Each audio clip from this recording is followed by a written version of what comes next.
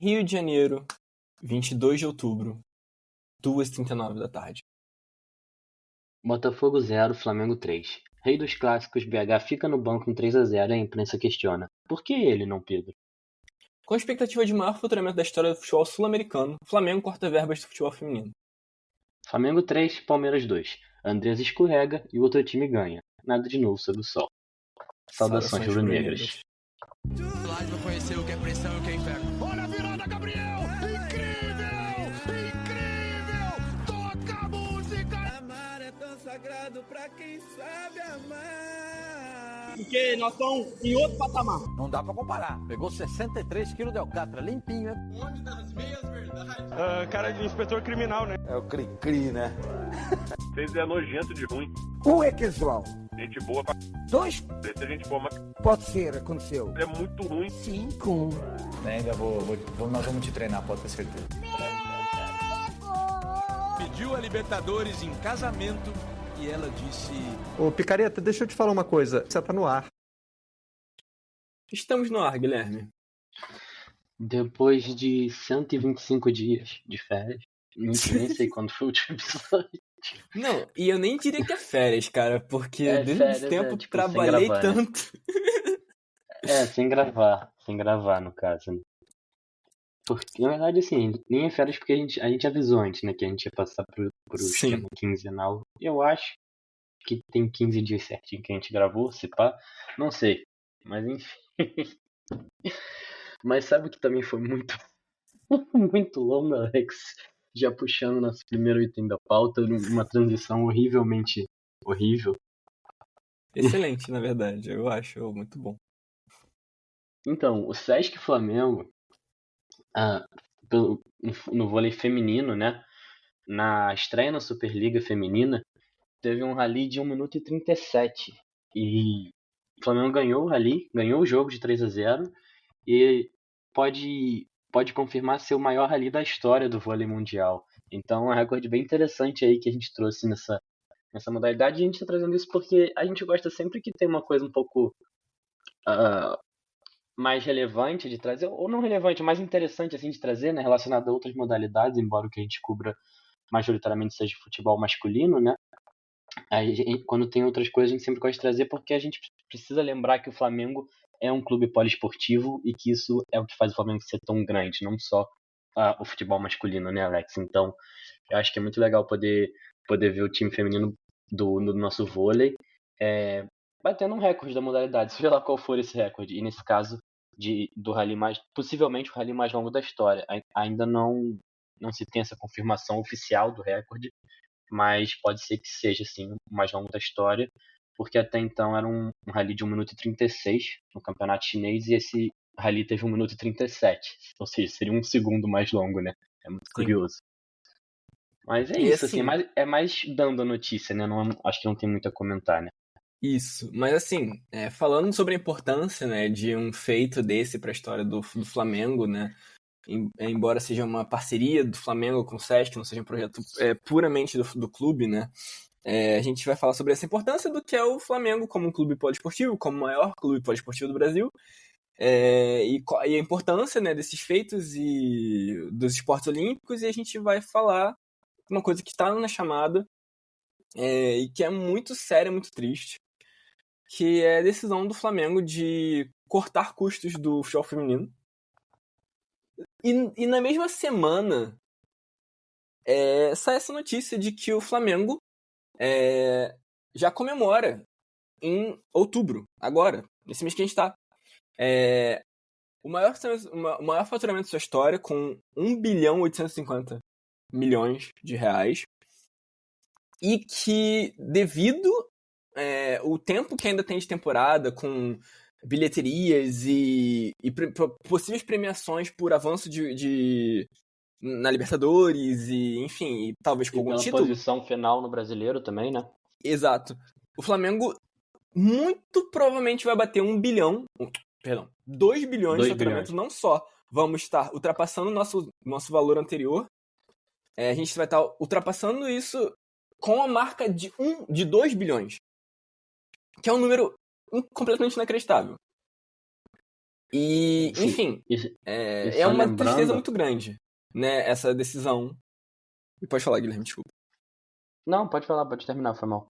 Não, era isso. E assim, eu vi muita gente comentando, eu não sei aferir se isso é verdade, Gui.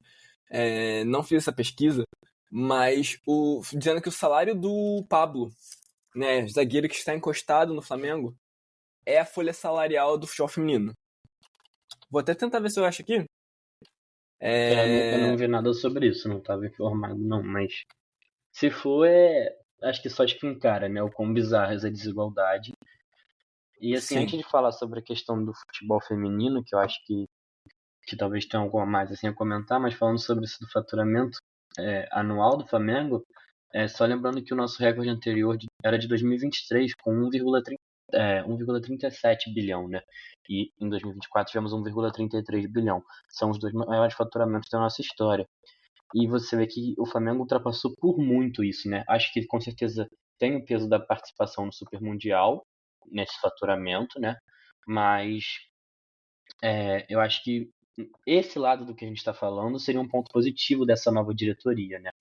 Em relação ao que vinha fazendo a diretoria anterior, porque o Flamengo vem numa crescente histórica do faturamento desde pelo menos acho que 4 mandatos anteriores, né? Cerca de 12 anos aí, mas seria um salto bem grande, né? Do ano passado para cá. Então, nesse sentido seria bom. Mas o que é ruim é justamente repetir erros de diretorias do passado, né? E essa questão do futebol feminino é um erro bem claro. E embora vá muita gente argumentar que mas tem que ser autossuficiente, mas não dá público, mas ninguém assiste, etc., que são os argumentos mais comuns que a gente escuta, né? A gente teve recentemente o Corinthians sendo tricampeão consecutivo da Libertadores Feminina. O Corinthians conquistando seu 6º título da Libertadores Feminina e sendo o maior campeão, né, da competição. Então, eu acho que se a gente parar um pouco para pensar e vocês imaginarem, por exemplo, uma final de Libertadores do Flamengo feminino no Maracanã ou algo assim, com certeza teria público, sabe? Eu duvido muito. A gente lotou Mundial Sub-20. Eu tenho certeza que a torcida do Flamengo lotaria um Maracanã, não só para uma final de Libertadores, mas em outras ocasiões também, né? Então acho que argumento que não se sustenta, porque muitas vezes o não ter público deriva também de não ser competitivo, né? Porque se o Flamengo tivesse, por exemplo, ganhando seu tricampeonato consecutivo da Libertadores, como é o caso do Corinthians, eu tenho certeza que ia ter muita gente querendo assistir isso. Mas se você não investe e a gente sabe que o time não está sendo feito para ser competitivo, isso não vai ter um retorno em público também, né, Alex? Eu acho que fica bem Assim, claro. exato. É uma questão muito clara de você investe para que aquilo tenha um retorno. Não espera que tenha um retorno para poder investir. Exatamente. E assim, para falar, Gui, mas tinha uma matéria aqui da ESPN desse ano que passou, 2024, de 8 de março de 2024, na qual alguns clubes, não todos, tinham um valor de orçamento previsto. O Flamengo não conta nesses times que estipularam valores, porque o Flamengo com outros clubes tem o seu valor do futebol tá somado masculino e feminino, então não tinha uma diferenciação. Mas assim, pra você ter uma noção, Gui, a Ferroviária, que é um time que constantemente disputa, tá? No cenário paulista e tal. Ela foi terceira colocada na Libertadores Feminina dessa edição. Sempre disputa contra o Corinthians e tudo mais. Ela tem um orçamento para a temporada 2024, tinha no caso, né? De 14 milhões de reais. Você pode fazer uma conta aí de quanto isso daria com 12 meses mais o 13º. Não dá muito mais de 1 milhão por mês, ok? Aí o Internacional, que é o segundo que consta, porque pelo jeito o Corinthians não tá aqui, não informaram essas informações, não informaram isso aqui, mas o segundo time com mais gastos dos que a gente tem aqui é o Internacional, com 9,5 milhões por ano. Ou seja, a gente está falando de um custo de menos de 1 milhão por mês, já.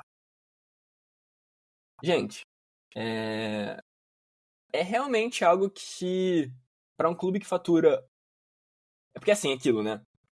9,5 milhões pra gente é de transformar uma vida, né? Para um clube que fatura 2 bilhões, 9,5 milhões, não é tanta coisa. Vamos arredondar para 10, vai? Para ficar acima do Internacional. Não é tanta coisa assim.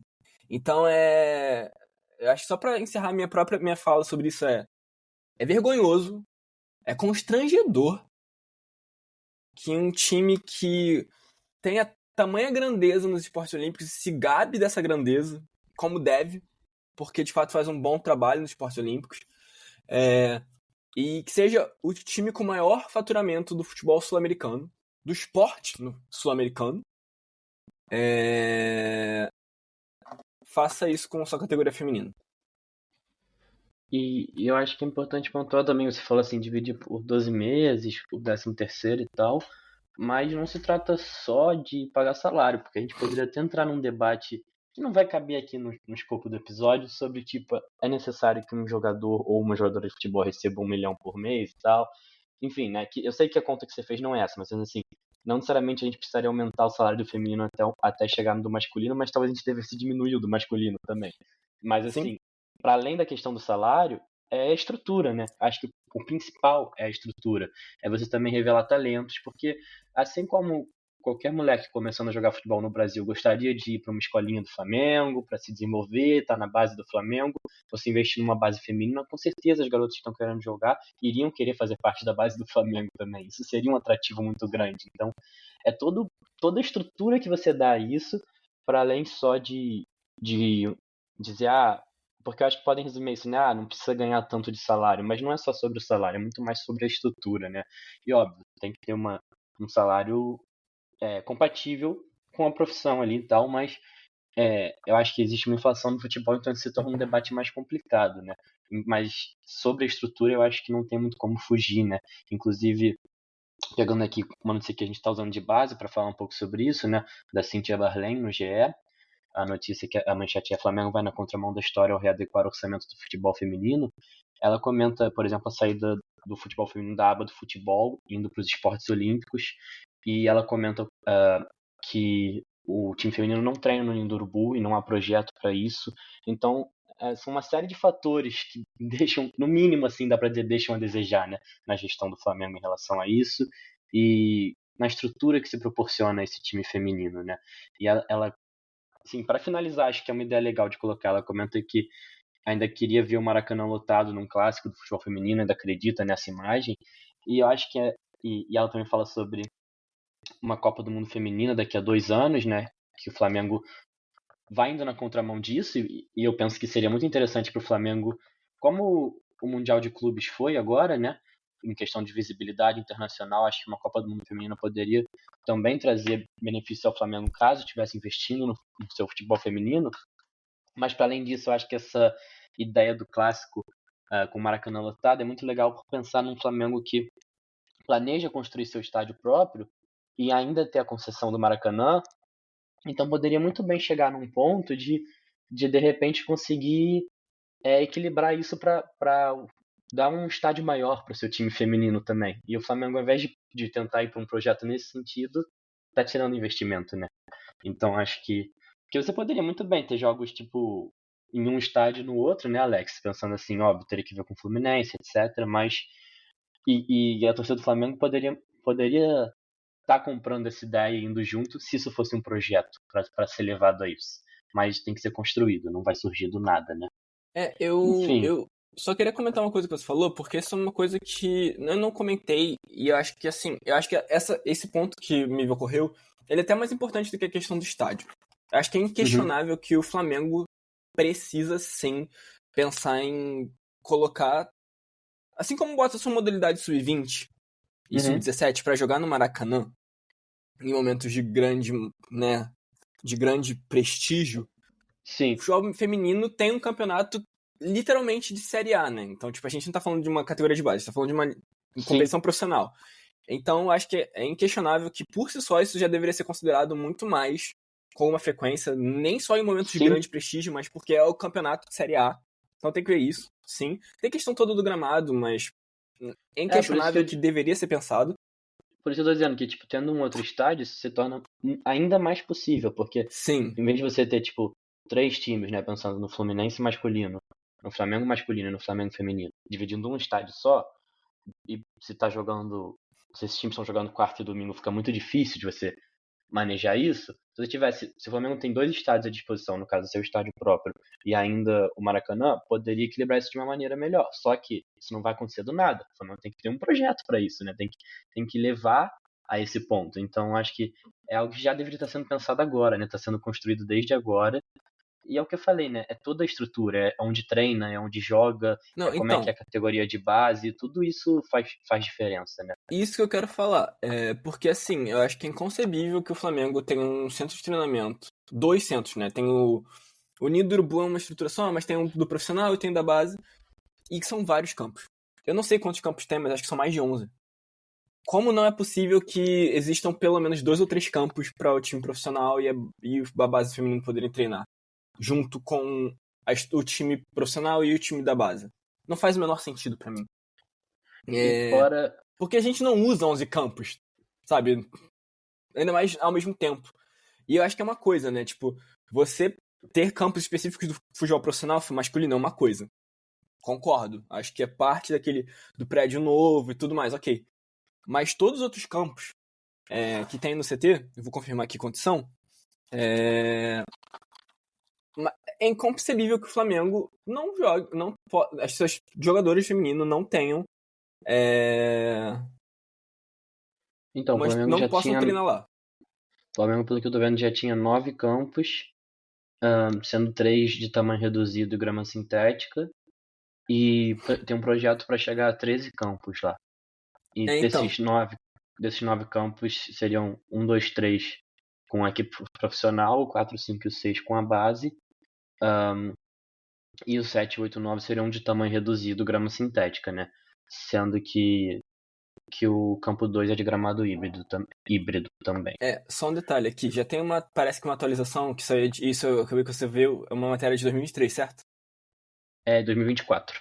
2024. Do Globo Esporte. Então, aparentemente o Flamengo já tem 10 campos e ainda tem realmente plano de ir pro 11º, uma notícia aqui agora do GE, que foi publicada esse ano, mês passado, inclusive. Estava realmente em processo de construir 11º campo no Ninho do Urubu. Ou seja, é impossível dizer que não dá pra ter, tipo, 1 ou 2 campos pro futebol feminino treinar no Ninho do Urubu. Uhum. Não, ainda tem uma questão que eu acho também importante pontuar. Que você está falando assim, a modalidade profissional feminino em oposição à modalidade da base do masculino.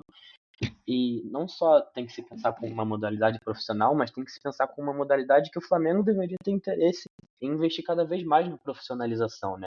Em levar o futebol feminino a de fato ser uma competição, a de fato ter competições de um nível do mais alto possível, sabe? Que eu entendo que hoje ainda não acontece por uma questão histórica, não por uma questão de capacidade, né, como muita gente coloca, mas uma questão histórica e que no Brasil ainda é muito atrasado, né? Então, tivemos um pequeno problema de internet, mas continuando o raciocínio que eu estava trazendo, né?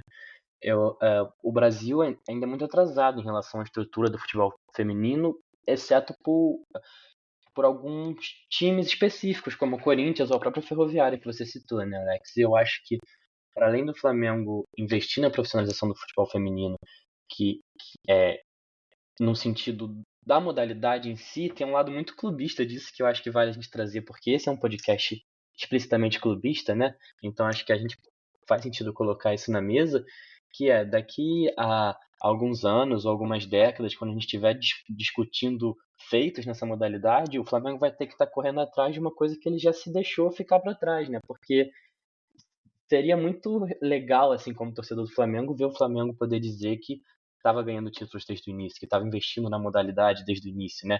Que é o maior campeão da Libertadores desde sempre, como acho que o Corinthians pode dizer em relação a isso, né? Então, eu acho que, para além de todas as questões mais relevantes que a gente colocou, ainda tem esse lado clubista que deixa a gente mais triste ainda, né?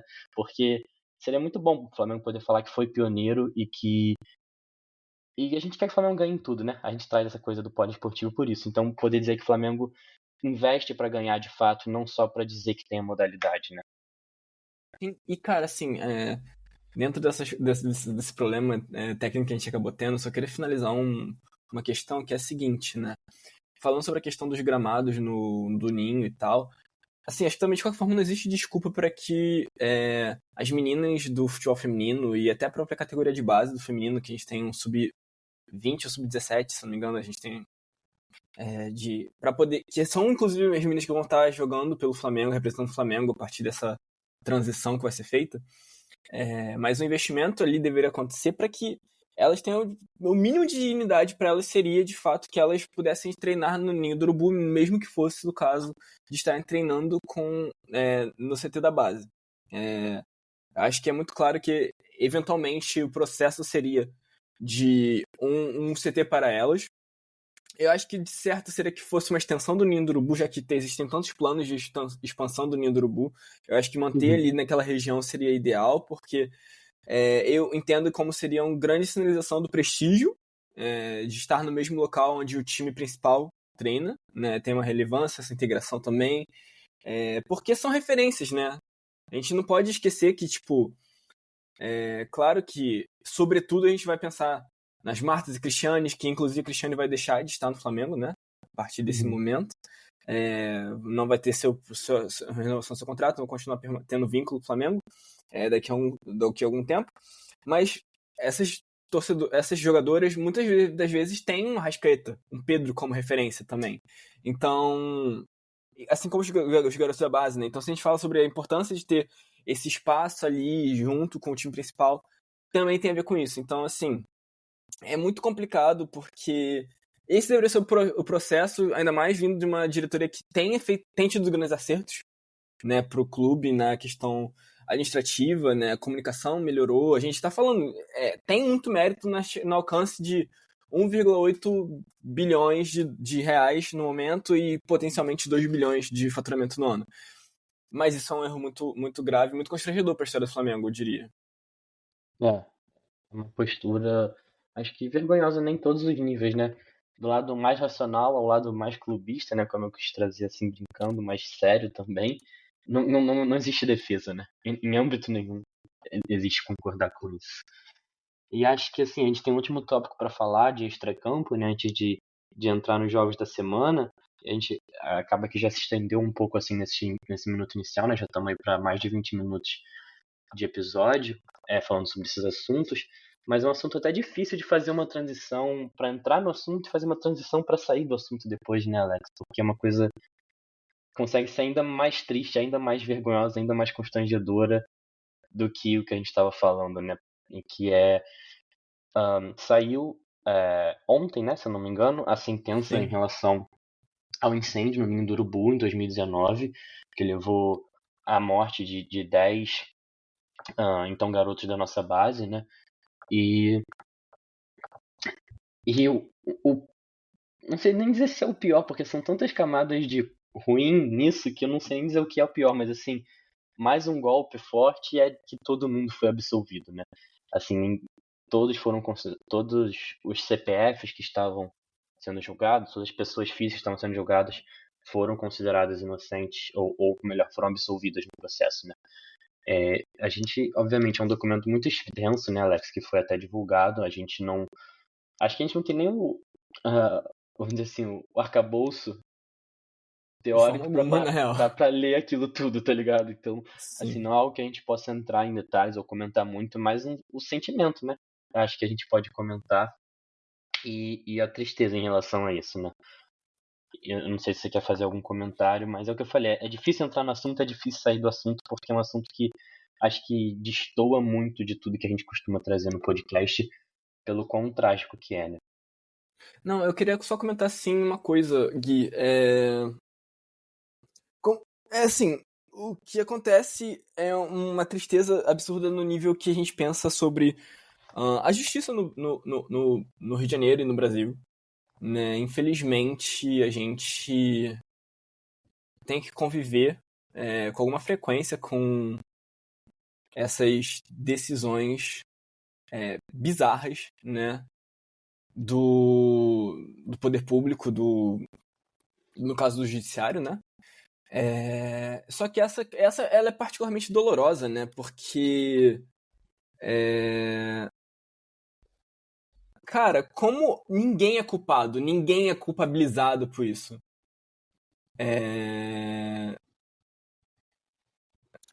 Eu fico assim realmente sem muito. Como explicar essa parada, essa sensação? Então, eu realmente não quero estender muito, mas assim, é outro absurdo. Esse é um absurdo que envolve o clube institucionalmente, mas também envolve o poder público, o Ministério Público, os competentes por avaliar essa situação. Eu acho que é muito claro que teve muito, muito descaso da parte de pessoas da gestão anterior, no caso, há 2 gestões atrás, da gestão anterior também no trato com as famílias. Enfim, eu acho que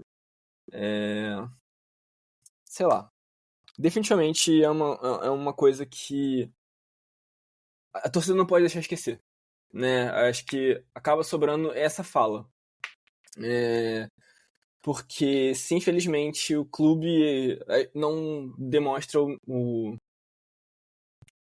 o cuidado que a gente gostaria que tivesse, e definitivamente o poder público também não fez isso, nós como torcida deveríamos manter essa memória, né?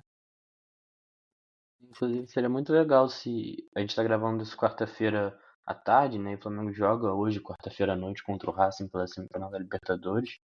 Seria muito legal se tivesse alguma reação da torcida a isso, né? Na arquibancada. Não sei se vai acontecer, não sei se eu acredito que vai acontecer, mas seria muito legal se acontecesse, né? Uma demonstração mesmo, como você disse, né? Já que parece que institucionalmente não se tem o reconhecimento do devido tamanho da tragédia que foi, né? Seria importante se a torcida de alguma forma conseguisse demonstrar esse reconhecimento, né? Fazer uma demonstração disso. E eu sei, a torcida sempre relembra aos 10 do primeiro tempo, né? Por serem das garotas do Ninho que vieram a falecer, mas seria legal se tivesse mais um ato, assim, sabe? Nesse momento em que sai essa sentença, né, Alex? Sim, eu acho que é isso, que algo seja feito além do de sempre, né? Uhum. E da parte da torcida o que a gente pode cobrar é o simbólico, né? Assim, ações práticas têm que vir de outros lugares, não é a torcida que pode, de qualquer forma, não resolver, mas agir em relação a isso, né? Resolver ninguém pode, mas agir em relação a isso. Mas o que a gente pode pedir da torcida é o simbólico, ou torcer para que a torcida faça, né? Mas Sim. enfim, eu acho que a gente pode, depois dessa nota muito triste, seguir, né, Alex? É difícil, mas eu acho que a gente pode seguir com a nossa pauta, porque é o que eu falei, a gente não tem nem como comentar a fundo essa decisão e tal, então a gente só tá trazendo sentimento mesmo e trazendo a notícia em si, né? Mas a gente pode entrar agora, então, nos resultados de campo e é muito estranho trazer essa mudança, assim, de uma coisa para outra, mas foi uma semana em que o Flamengo teve 2 vitórias importantes, né? Era uma semana de jogos muito decisivos para a temporada, especificamente no Brasileirão, né? E o Flamengo teve 2 resultados muito importantes, começando por um 3-0 no Botafogo, no Newton Santos, né, Alex? Pois é, Gui. Cara, o que dizer de depois de passar um 2024 meio... a gente conseguiu amassar o Botafogo, assim, bastante em todos os confrontos que a gente teve com eles, né? E assim, e bem claro nesse último jogo, uma superioridade, né? Sim.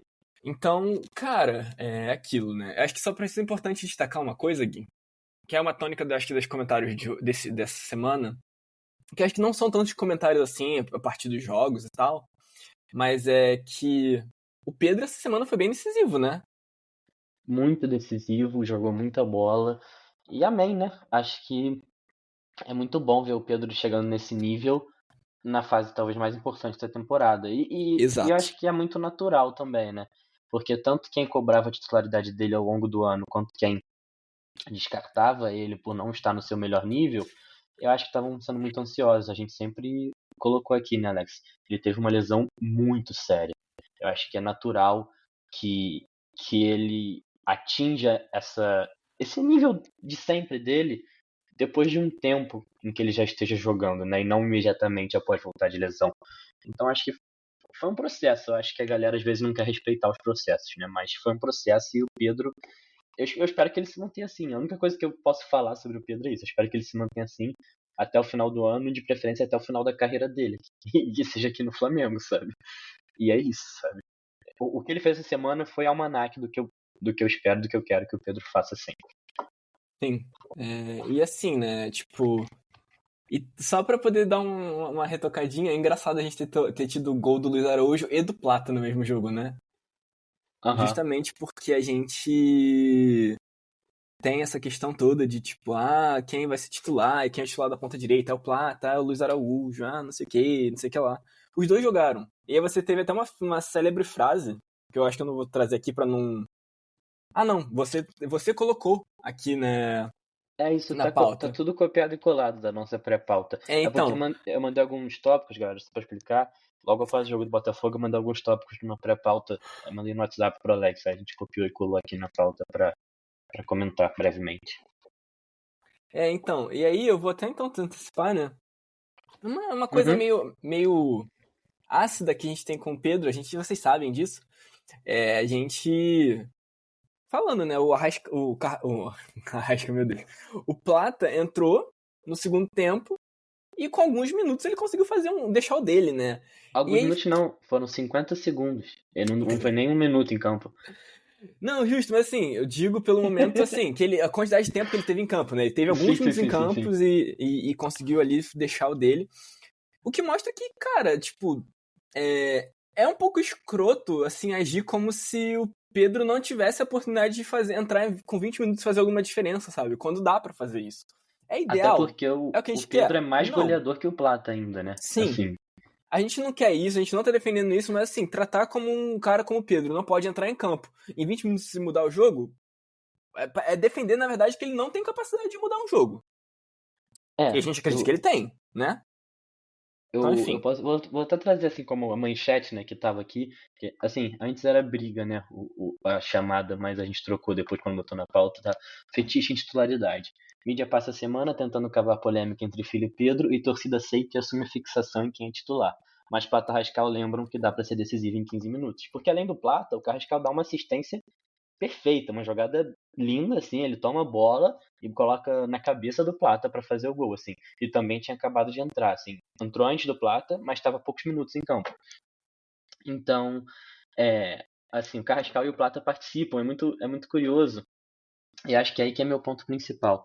O quanto que a torcida tá o ano todo cobrando quem é titular e quem não é, cara. Eu acho que a galera ainda não entendeu que o time reveza. Vai ter jogo que o Pedro é titular, vai ter jogo que ele não é. Vai ter jogo que o Plata é titular, vai ter jogo que o Plata não é. Eu lembro de polêmica ao longo desse ano pelo Bruno Henrique ser titular, pelo Cebolinha ser titular, pelo Michael ser titular, pelo Luiz Araújo ser titular, pelo Plata ser titular, pelo Varela ser titular, pelo Wesley ser titular, pelo Royal ser titular, pelo Ayrton Lucas ser titular, pelo Alan ser titular, pelo Everton Araújo ser titular. Cara, qualquer um que joga, a galera reclama que é titular. Daqui a pouco não pode jogar ninguém. Porque quem é titular tá errado, sabe? Ao longo do ano já foram tantas cobranças, sabe? Tipo, de quem é o titular e quem não é. E eu acho que a galera fica com uma fixação nisso, mano. O cara reveza o elenco, todo mundo joga, todo mundo vai ter minutagem. Acho que a gente pode cobrar, por exemplo, por que o Vinha não tem sido relacionado. Acho que o Vinha talvez mereça mais oportunidade. E o Ayrton Lucas acaba entrando em alguns momentos. Então, acho que há críticas pontuais que podem ser feitas. A própria questão do Pedro, acho que existe um certo ponto que a galera tem razão, mas eu acho que fica uma coisa extrema demais, sabe? O Pedro não pode sair do time, não sei quem não pode ser titular na vaga de não sei quem. A mais nova é essa, né? Que agora o Plata não pode ser titular na vaga do Luiz Araújo. Virou a polêmica porque o Luiz Araújo contribui mais em gol. E aí o Plata entra e faz um gol em 50 segundos, assim, nessas ironias bonitas do destino. E eu acho que mais do que uma crítica ao Pedro, é crítica a esse discurso, né? Não digo nem uma crítica à torcida, porque eu acho que é um discurso que, embora muitas vezes surja da torcida, ele é muito instigado pela mídia. E nesse caso eu acho que é importante pontuar. Eu botei aqui, né? A mídia passa a semana tentando cavar polêmica. E esse jogo foi na volta da data FIFA. E, cara, impressionante a quantidade de programas diferentes, emissoras diferentes, notícias diferentes que eu vi na reta final da data FIFA em que estavam debatendo o tempo todo essa questão do Pedro e colocando assim, o Pedro não vem sendo titular nos últimos 5 jogos e o Flamengo tá pior e tal. E aí eles colocavam nessa conta o jogo contra o Vasco, em que o Flamengo foi com um time misto, colocavam nessa conta o jogo contra o Bahia, em que o Pedro saiu aos 15 minutos porque o Danilo foi expulso, e não davam esse contexto, só diziam que o Pedro saiu aos 15. Então acho que ficou uma coisa muito forte da mídia tentando cavar essa polêmica, e chegou ao ponto, isso pra mim é o mais bizarro, assim, em que na saída do jogo, após o Pedro jogar, acho que ele jogou os 90 minutos contra o Botafogo, não foi, Alex? Sim. Após jogar, se não foi, assim, os 90 ou quase os 90 minutos, Acho que foi 90 mesmo, Gui. a Confirmo pra pergunta tu. pra ele na saída do campo foi: Pedro, mas e isso de não ter sequência atrapalha? E um jogo você joga, outro jogo não e tal. Foram cavar isso. Tipo, um jogo, uma atuação de gala dele, tudo certo. E essa foi a pergunta que foram fazer pra ele. Ele deu uma resposta boa, diplomática, tranquila, sabe? Eu gostei muito da resposta do Pedro. E aí, na entrevista coletiva, fizeram, acho que no mínimo 3 perguntas pro Felipe Luiz em relação ao Pedro ser titular, sendo que ele tinha sido titular, né? E cobrando dele titular no jogo que ele tinha sido titular. Perguntaram sobre o Bruno Henrique jogar antes do Pedro, sendo que o Pedro jogou os 90 minutos e o Bruno Henrique ficou no banco. Então não era um jogo em que cabia essa pergunta, sabe? E, inclusive, teve uma pergunta em que foram falar pro Felipe Luiz: Felipe Luiz, na saída do campo, o Pedro comentou que não ter sequência atrapalha e tal, sabe? Como se fosse uma coisa que o Pedro disse naturalmente. Não deram um contexto de que ele foi perguntado sobre isso. Então, eu acho que é muito perigoso a gente se deixar cair nesse tipo de discurso, especialmente quando fica tão claro que isso está sendo cavado, né? Eu acho que a galera quer se alimentar de uma possível briga ou dissidência entre Felipe Luiz e Pedro, que teve um episódio agudo há meses atrás, e nunca mais nenhum dos dois deu motivo pra gente acreditar que ainda existe essa inimizade e tal. Mas a galera quer se alimentar disso, né? E quer criar esse clima, e quer criar essa polêmica a partir de uma coisa que é muito simples, sabe? O time reveza. Ora o Pedro é titular, ora não é. Ora, sabe, o Pedro jogando no nível que ele tá jogando, ele não vai sair do time, podem ter certeza. Gui, Acho que é muito simples. só uma coisinha, tá? O Pedro saiu sim. Ele saiu aos 33. Saiu o Pedro, o Ayrton, e entraram o Plata e o Michel. E então tava 2-0 já, né? Então já tava um jogo bem encaminhado. Então acho Sim. que é isso, assim. É bom. Eu vi a galera criticando do Felipe tirar o Arrascaeta contra o Palmeiras quando tava 3-1, sabe, pra gente. Tipo, mano, a gente tem um jogo na sequência, sabe? Eu quero que o Arrascaeta jogue todos os jogos em 90 minutos, claro que eu quero. Mas, sendo realista, isso vai acontecer? Não vai, sabe? É uma questão física também, enfim. Eu acho que a galera fica muito focada nisso e eu acho que muitas vezes ignora outras questões. A gente trouxe isso no episódio passado, né, Alex? Em relação ao trabalho do técnico, que não dizem respeito só a quem vai pro jogo e quem entra durante o jogo, né? O time tá entrosado, o time saber as movimentações, as triangulações, o time saber se defender, o time saber atacar, o time saber como jogar contra certo adversário. O Flamengo jogou diferente contra o Botafogo e contra o Palmeiras. E o time soube fazer as duas coisas. E aí a gente tá cobrando que o Royal foi titular e o Varela não. É sério que a gente vai ficar focado nisso, sabe? Eu acho que tá um pouco desgastante, assim. Eu sinto isso, pelo menos. Não sei se você concorda. Não, é completamente, assim, detestável esse processo. Ele é todo... Ele é repetitivo, ele é tão artificial, inclusive. Eu fico realmente muito impressionado como, tipo, vez sim e vez também isso continua voltando. E, infelizmente, boa parte da torcida repete isso, né? Então, tipo, é uma coisa que, tipo, a torcida também aceita de volta, né? Infelizmente. E é uma coisa que dá pra tratar com tanta naturalidade, né? Tipo, ele não tava... Gente, assim, é importante dizer, ele não vinha tão bem assim.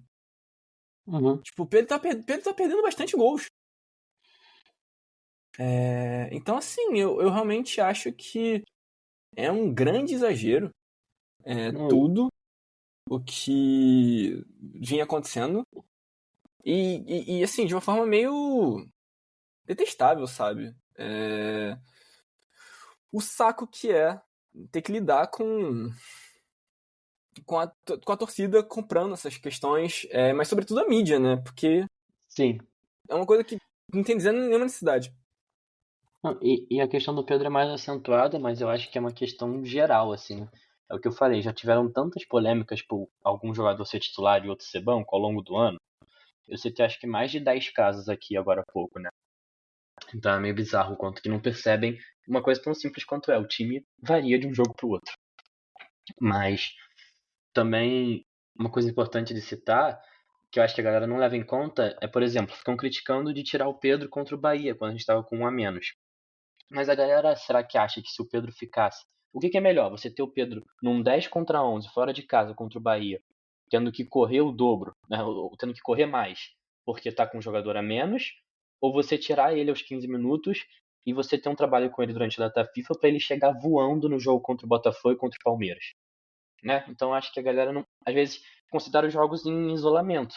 E tipo, o Pedro ter jogado tão bem esses dois jogos é algo que também acontece porque o Pedro não se desgastou correndo num 10 contra 11 no jogo contra o Bahia durante 75 minutos, sabe? Então acho que a galera às vezes quer descontextualizar uma coisa da outra e as coisas acontecem uma após a outra, né? Elas, uma coisa afeta a outra, né? Inevitavelmente. Mas enfim, né? Acho que a gente pode sair desse tópico, não sei se tu quer falar mais alguma coisa, porque Não. acho que já nos estendemos muito. A gente tem mais 3 tópicos aqui em relação ao jogo do Botafogo, não sei se tu quer puxar algum deles, Alex. Cara, eu acho que assim, vale a pena falar sobre essa questão das brigas e tal. Porque é Uhum. muito engraçado, Gui. Eu vi um cara tweetando falando que, tipo, que a gente não poderia mais ter torcida. Assim, depois desse jogo, tá? Falando que, tipo, não dá pra ter torcida dividida porque a torcida do Flamengo é muito violenta e tal, sendo que, tipo, a torcida A do briga. Botafogo tava brigando sozinha. E, tipo, cara, Que tem um vídeo que loucura. rolou esses dias, acho que foi ontem, tipo, no Maracanã, de um torcedor do Palmeiras andando, tipo, sei lá em que setor que era, mas claramente era no setor do Flamengo, só tinha flamenguista lá, um cara com a camisa do Palmeiras, e o cara passando tranquilo. E, cara, assim, é muito engraçado, porque pintam o Carioca como um ser animalizado, mas, Uhum. cara, tipo, dentro do futebol, pelo menos, dentro do estádio, o torcedor carioca é provavelmente o torcedor mais, tipo, de boa que existe, mano. Tipo, é muito bizarro comparar com, tipo, os paulistas que se acham o auge da civilização, os curitibanos que se acham também o auge da civilização, que, por sinal, os curitibanos, né, os paranaenses ali, dos atleticaninhos, são os mais doidos, mais pirados, tá ligado? E o carioca, que é o achincalhado por conta da cidade perigosa, não sei o que, é o mais de boa, mano. Tipo, tu pode vir pra cá, vai entrar no estádio, circula, veste a camisa do teu time de boa, tá ligado? Eu não lembro qual era o diálogo, mas eu vi era alguma coisa que estavam debatendo e falando, tipo, por que vocês fazem não sei o que no estádio? Aí alguém respondeu, tipo, o estádio é o lugar mais seguro do Rio de Janeiro, tá ligado? Cara, E pior que é, tipo, mano. é um pouco essa vibe, tá ligado? Tipo, enfim, né? Eu não quero entrar muito nessa questão de, tipo, outros lugares serem piores ou melhores, ou outros torcedores serem mais ou menos violentos, mas eu acho que é bizarro o quanto que a imagem do torcedor flamenguista é sempre atribuída é sempre relacionada a questões de violência, né? Sempre colocada junto. E, por exemplo, nesse caso, a torcida do Botafogo tava brigando entre eles, sabe? Sim. E colocam a culpa na torcida do Flamengo de algum jeito. E eu acho que existe um... Posso ser sincero? Vou fazer um comentário que talvez faça sentido pra você, porque eu acho que a gente comentou. A gente já trouxe ao longo do ano passado, mais de um debate, né?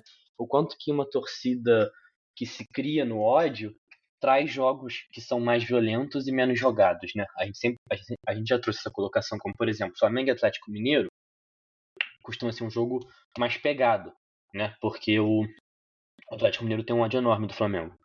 Enquanto Flamengo e Cruzeiro costuma ser um jogo mais jogado, né? Acho que dá pra fazer essa comparação que a gente já trouxe.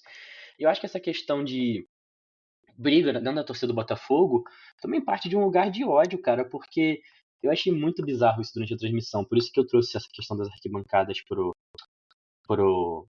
pra pauta, porque para além da questão de, tipo, deles saírem no meio do jogo, enquanto tem faixas dizendo que é a mais tradicional, eles saem no jogo no meio e tal, para além da questão das brigas entre eles mesmos, eu achei muito curioso como eles tinham tantas faixas na arquibancada dedicadas a gente. E é um modo de torcer que não faz sentido pra mim. Se eu vou no estádio torcer pelo meu time, eu quero faixas sobre o meu time. Eu não quero faixas sobre o time adversário, sabe? Os caras tinham uma faixa enorme, quase metade da arquibancada que aparecia na transmissão. Eu não sei dizer qual é o setor do Engenhão, mas quase metade era uma citação de uma frase do Zico, cara. Eu achei isso muito bizarro, tá ligado? Tipo, de Sim. um jogar um Botafogo e Flamengo e a maior faixa na arquibancada deles é uma frase do Zico. É uma frase falando sobre o Botafogo.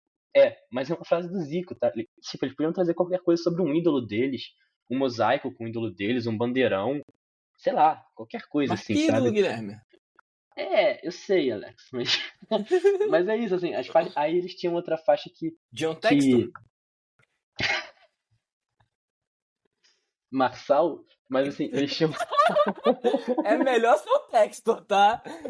eles tinham, eu esqueci o nome do Barbosa, eles tinham O Sem Dente, Capitão Sem uma Dente? faixa que era pintada em vermelho e preto, as letras. Sim, E eu aí, achei tipo, isso eu fiquei fantástico. pensando, eu fiquei pensando, tipo, provavelmente, se você desenha a letra, já tava em preto e branco, era até mais fácil pra eles deixar alvinegro, tá ligado? Eles se deram um trabalho a mais pra deixar vermelho. Eu achei muito fofo isso, assim, essa recepção toda. Eu acho muito, assim, a gente tá rindo, mas eu acho que isso influencia sim na questão da briga, porque quando você vai pra um jogo com esse clima de guerra, e você perde no campo, é natural que isso vai resultar em briga na arquibancada. Eu acho que é muito óbvio, é muito evidente. Eu acho que é um modo de torcer que ele leva a um conflito, a um lado mais violento. E eu acho que eles se pautaram muito em tentar diminuir o Flamengo, em vez de só torcer pelo Botafogo, sabe? E aí quando o Flamengo ganha deles na casa deles, a reação acaba sendo violenta. Eu acho que não são coisas desassociadas. Eu não consigo ver como coisas desassociadas. Mas enfim, né? O que mais teve nesse jogo, Alex? Teve arbitragem. Acho que a gente pode comentar rapidinho. Não sei se você quer puxar ou se eu posso Não, falar. puxa aí, porque eu confesso que eu não lembro de muita coisa, não. Eu lembro dessa frase que você falou, não lembro quem soltou ela, que você marcou aí, né? Não, o Mas... Felipe falou durante a entrevista. Ah, Mas tá. continue. Eu lembro de ter visto ela, mas eu não lembro muito qual que foi o lance em si, cara. A frase que eu botei aqui, Flamengo é muito bom, eles não precisam. A gente botou num outro contexto aqui brincando, né? Mas o Felipe ele diz que às vezes algumas faltas não são marcadas em favor do Flamengo, que a sensação que dá é que esse é o raciocínio, sabe? Tipo, não, eles têm um time bom, eles não precisam dessa falta, desse pênalti. E o lance, cara, é um lance de pisão em cima da lendária. Acho que no Luiz Araújo, agora eu não tenho certeza do nosso jogador. Uhum. Mas é um pisão bem claro, cara. E assim, se não foi dado em campo, pra mim era muito claro pro VAR chamar. A galera tá reclamando aí de um pênalti a favor do Palmeiras, melhor dizendo, né? No nosso último jogo, dizendo que foi um erro claro. Pra mim, esse pisão contra o Botafogo foi um pênalti muito mais claro, muito mais indiscutível do que o empurrão do Jorginho no Gustavo Gomes. Então, assim, eu acho que foi 3-0 e tal, mas vindo da sequência que a gente vinha, a gente ainda foi prejudicado pela arbitragem, assim, num lance que pra mim é objetivo. Eu não consigo ver debate sobre esse lance não ser pênalti. Não entendo como um lance interpretativo. Mas, enfim, acho que a última coisa, eu posso deixar pra citar esse último tópico, pra mim pode entrar no jogo do Palmeiras, porque eu acho que se aplica também. Mas não sei Beleza. se tu quer falar alguma coisa mais sobre o Botafogo, se a gente pode seguir. Não. Falamos bastante já. E aí, Guilherme, a gente tem esse jogo que é um jogo importante, porque é um clássico regional e tudo mais. Mas aí vem um jogo de gente grande, né? Aí a gente deixa de fazer amistoso com criança, café com leite. Aham. E a gente vai enfrentar o time do Coisa Ruim. Tipo, a gente é o Coisa Ruim, mas o time do Coisa Ruim é outro. Porque tem outros Coisa Ruim e o Abel Ferreira é um outro Coisa Ruim. Cara tenebroso, que ódio desse indivíduo. Mas assim... Mas, cara, é isso, tipo... se o Abel Ferreira é o Coisa Ruim, a gente tem que lembrar que o Felipe Luiz é discípulo de Jesus. Entendeu? E aí o Abel Ferreira não se cria. Do nada eu tô sendo catequizado e não sabia. Eu tava Cara, aqui de boa, distraidão. Tomei de eu só graça. quero dizer uma coisa, tá? Só quero dizer uma coisa sobre isso. Cara, o Abel Ferreira... A prova que ele é um técnico medíocre, que consegue bons resultados, mas que é um técnico medíocre, é o fato de que quando ele enfrenta um time que é melhor do que ele, que muitas vezes nem teve os melhores técnicos e tal, sabe, um trabalho bom rolando, e ele perde. E só ganhou o jogo mais importante que teve até então porque o volantezinho dele atual entregou o lance. Mas, cara, se não fosse isso, esquece. Era... Quem ganhou aquele jogo não foi o Ferreira, foi o Pereira, né? Mas beleza. Exato. Então, assim... E o Deivinho da galera. Acho ele bem superestimado. E quem não é superestimado, Guilherme, é o nosso camisa 9. Né? Eu juro que a gente ia falar do Léo Pereira, mas beleza. Não, porque ele é subestimado, então, né? Uhum. Mas assim, cara, o que vamos falar sobre Pedro Guilherme? Cara, ele acabou com o Bruno Fux. Eu acho, inclusive, que tipo, a galera da torcida do Palmeiras que tá reclamando da arbitragem e tal, que o que ferrou com o Palmeiras não foi a arbitragem, foi o Fux. Porque, irmão, o que ele sofreu com o Pedro foi tipo, cheirou o peito do Pedro e caiu no chão, e depois fez pênalti, porque tava desorientado com os hormônios masculinos do Pedro, assim, né? Tipo, desorientou e tal. Eu tava no estádio, eu não vi esse nível de detalhe do que você tá trazendo. É porque eu vi na televisão, Guilherme. Entendi. Do estádio eu não percebi essa cena, não, mas pois beleza. Pois é. Não, mas você percebe claramente que ele cheira o peito do Pedro. Entendi. E, tipo, ele cai e, assim, ele... Oh, meu Deus. Aí ele lembra que ele tem que jogar bola, mas ele ainda tá meio desorientado e faz o pênalti. Entendi. Mas também a forma como ele deixa o Pedro girar. Ele queria dançar com o Pedro, entendeu? Aí o Pedro girou, ele achou assim, opa, é valsa. E realmente, foi valsa. Cara, assim, eu compartilhei, o Pedro compartilhou um Reels dos lances dele, né, com a bola. E, cara, assim, o Pedro é um cara muito plástico, né? Além de um puta farol de gol, ele é um cara muito plástico. Então, tipo, poesia em movimento, assim, que o Pedro fez em campo no domingo. E assim, cara, é isso. E como a gente também não pode deixar de destacar, o nosso camisa 10 também joga uma barbaridade. Caiu muito bem nele a camisa 10. Pode falar já? Tá podendo. Só tá atrás do Zico. Não tem outro 10 maior na história do Flamengo. Assim, é Zico, Arrascaeta. Pode falar já isso ou não? Calma, cara, calma. Deixa ele vencer uma Libertadores com a camisa 10. Beleza. Vou deixar. Mês que vem a gente conversa. Mas enfim, fala aí o que tu ia falar sobre ele. Não, é isso, cara. Eu acho que ele não treme. Eu até fiz uma olhadinha aqui, tá, gente? O Arrascaeta, em 21 jogos contra o Palmeiras pelo Flamengo, ele tem 8 gols e 5 assistências. Cara, isso dá um total de 13 participações de gol em 21 jogos contra o Palmeiras. É importante destacar que eu tinha o número dele aqui no todo, pelo Cruzeiro, e eram números bem mais insignificantes, assim, era coisa de, tipo, 2 jogos e 3 assistências, era bem pouca coisa assim, tipo, é muito mais relevante os números dele pelo Flamengo. São muito mais jogos também, mas, tipo, em 21 jogos, 13 participações pra gol não é uma coisa pouco relevante. Então, assim, o Arrascaeta, assim como o Gabigol gostava bastante, o Arrascaeta também gosta bastante de bater no Palmeiras. E assim, e você destacou aqui, né, em 26 jogos nesse Brasileirão, são 15 gols e 12 assistências no Brasileirão. Assim, eu acho que é seguro dizer, Guilherme, 2 coisas, né? Uma, ele tem mais participações em gol do que jogos.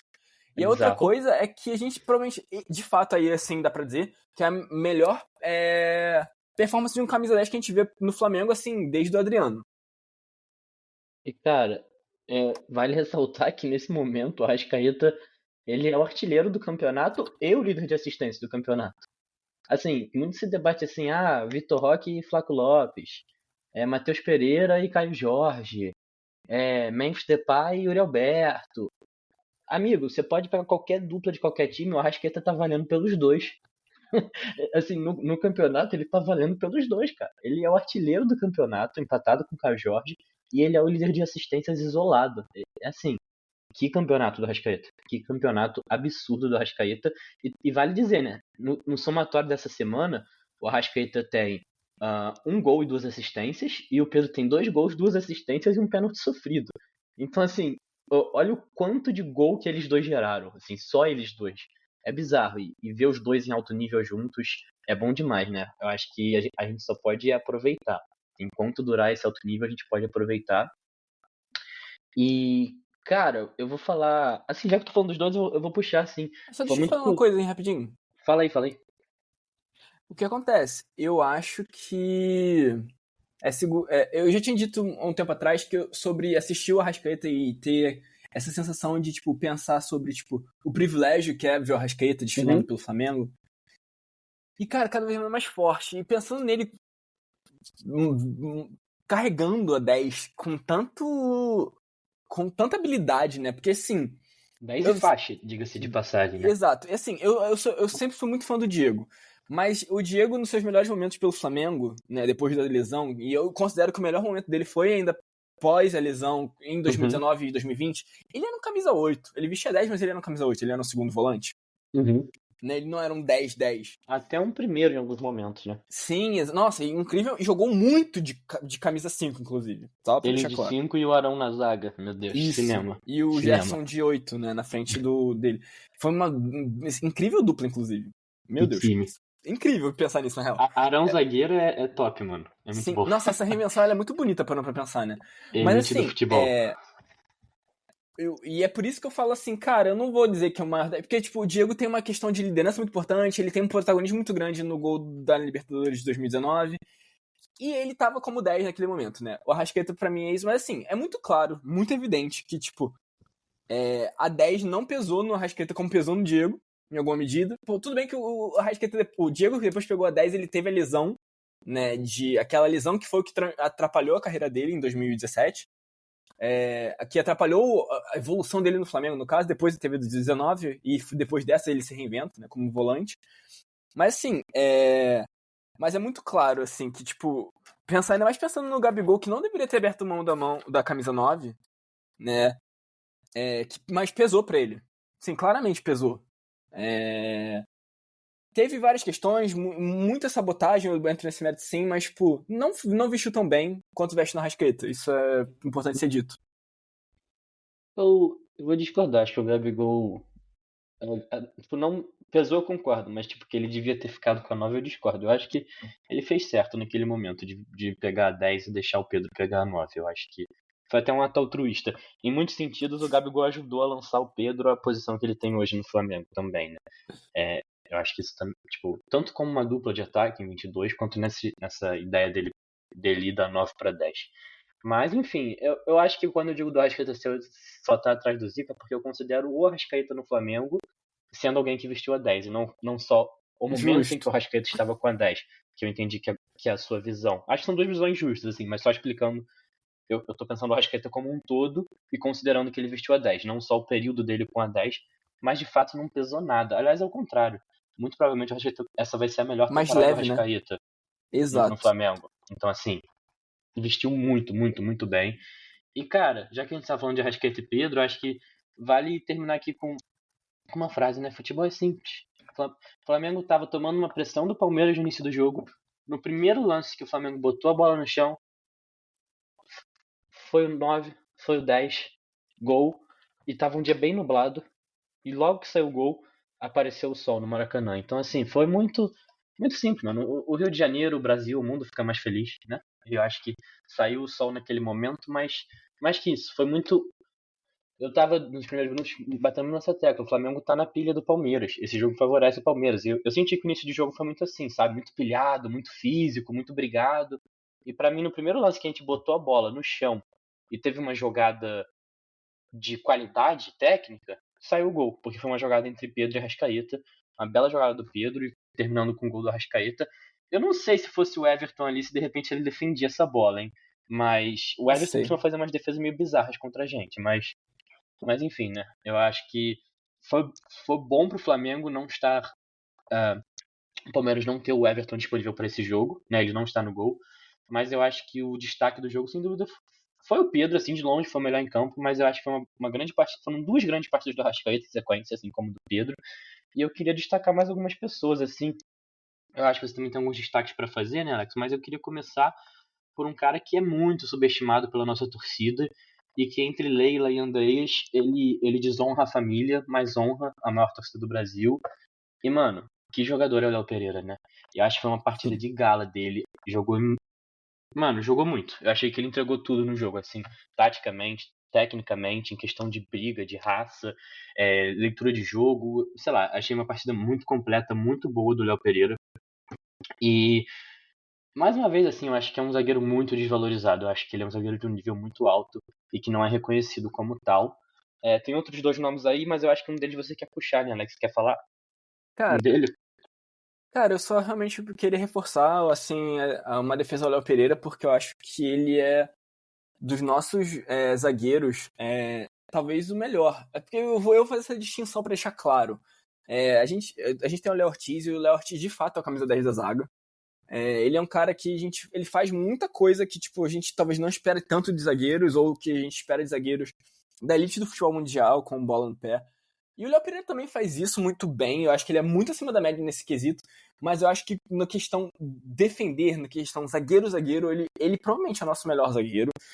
E mesmo que talvez ele não seja no todo o melhor zagueiro do elenco, ele é tipo o segundo melhor zagueiro do futebol brasileiro, claramente. Acho que considerar que a dupla de zaga do Flamengo não é a melhor dupla de zaga do futebol brasileiro é uma sacanagem, tá? Ainda mais quando vai ter gente que vai defender o Gomes, que a gente vai falar daqui a pouco aí, que é um manezão, ou até quem vai falar de Fabrício Bruno, que literalmente saiu daqui porque não conseguia jogar aqui, não conseguia bancar um Léo Pereira e um Léo Ortiz. Como é que ele pode ser melhor do que esses caras que ele não era titular? Não é.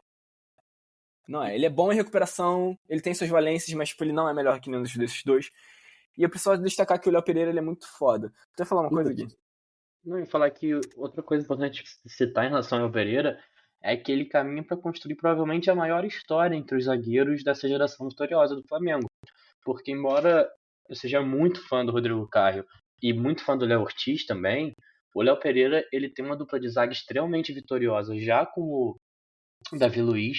Ele tem outra dupla de zaga vitoriosa com o Fabrício Bruno e posteriormente com o Léo Ortiz, em 2024.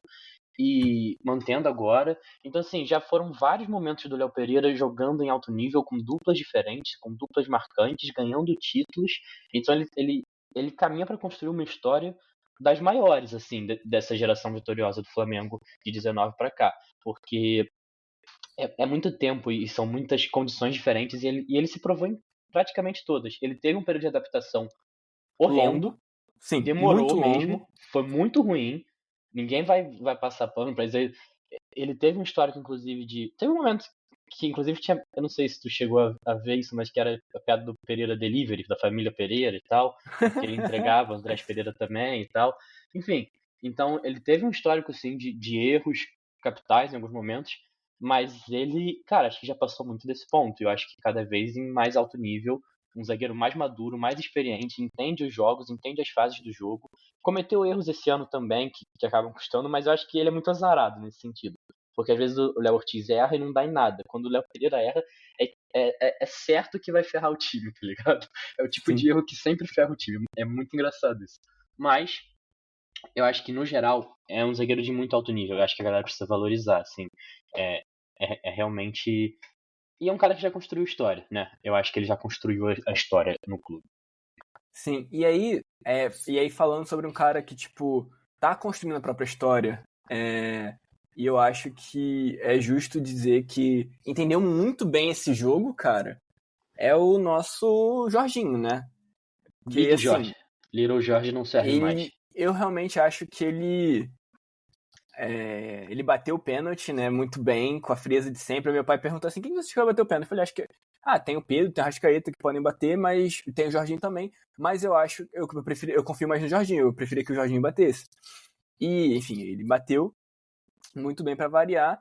Mas, assim, não bateu só o pênalti, né? Deu um apavoro no Pitoco. Pitoco que tem o mental, assim, realmente muito prejudicado. E assim, acabou com o jogo dele, né? A torcida vaiando e o Jorginho batendo nele. Não achei não, mano. Achei que ele jogou o que sabe. Justo, é uma forma de colocar. A torcida está desvalorizando muito a parte dele. Jogou o que sabe. Mas enfim, continue, foi mal. Não, mas é isso, assim, eu acho que é importante destacar realmente o quanto ele eu entendo que ele entendeu o jogo. E como o time do Flamengo todo, eu acho que entendeu o jogo, assim. Sim. Mas ele, um cara chegando recente, isso me surpreende um pouco, me deixa feliz e tudo mais. E só pra falar uma coisa sobre, a gente mencionou um pouquinho o Léo Ortiz, cara. Sim. Ele treinou, inclusive ele foi relacionado, inclusive, pro jogo de hoje mesmo, tá? Tá. Provavelmente esse episódio vai sair pós-jogo de hoje, então acho que a galera já vai saber se ele chegou ou não. Sim, mas é só pra poder a gente fazer o nosso trabalho aqui, né? Não, sim, certíssimo.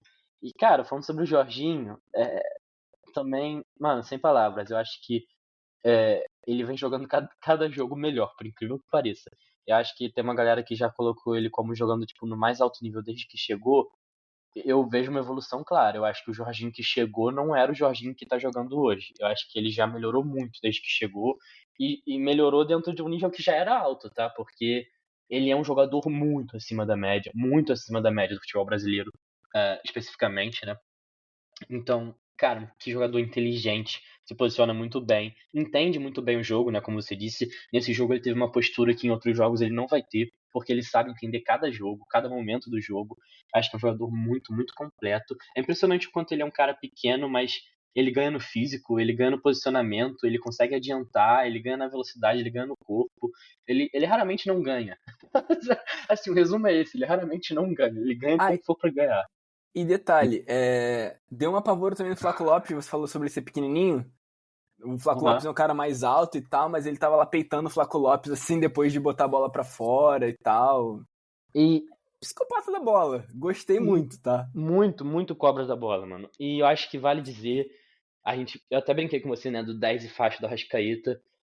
Eu amo o Arrascaeta de coração, cara, mas o Jorginho tinha que ser o capitão do time. Eu acho que ele é um jogador que, como capitão, é muito completo. Eu acho que essa faixa.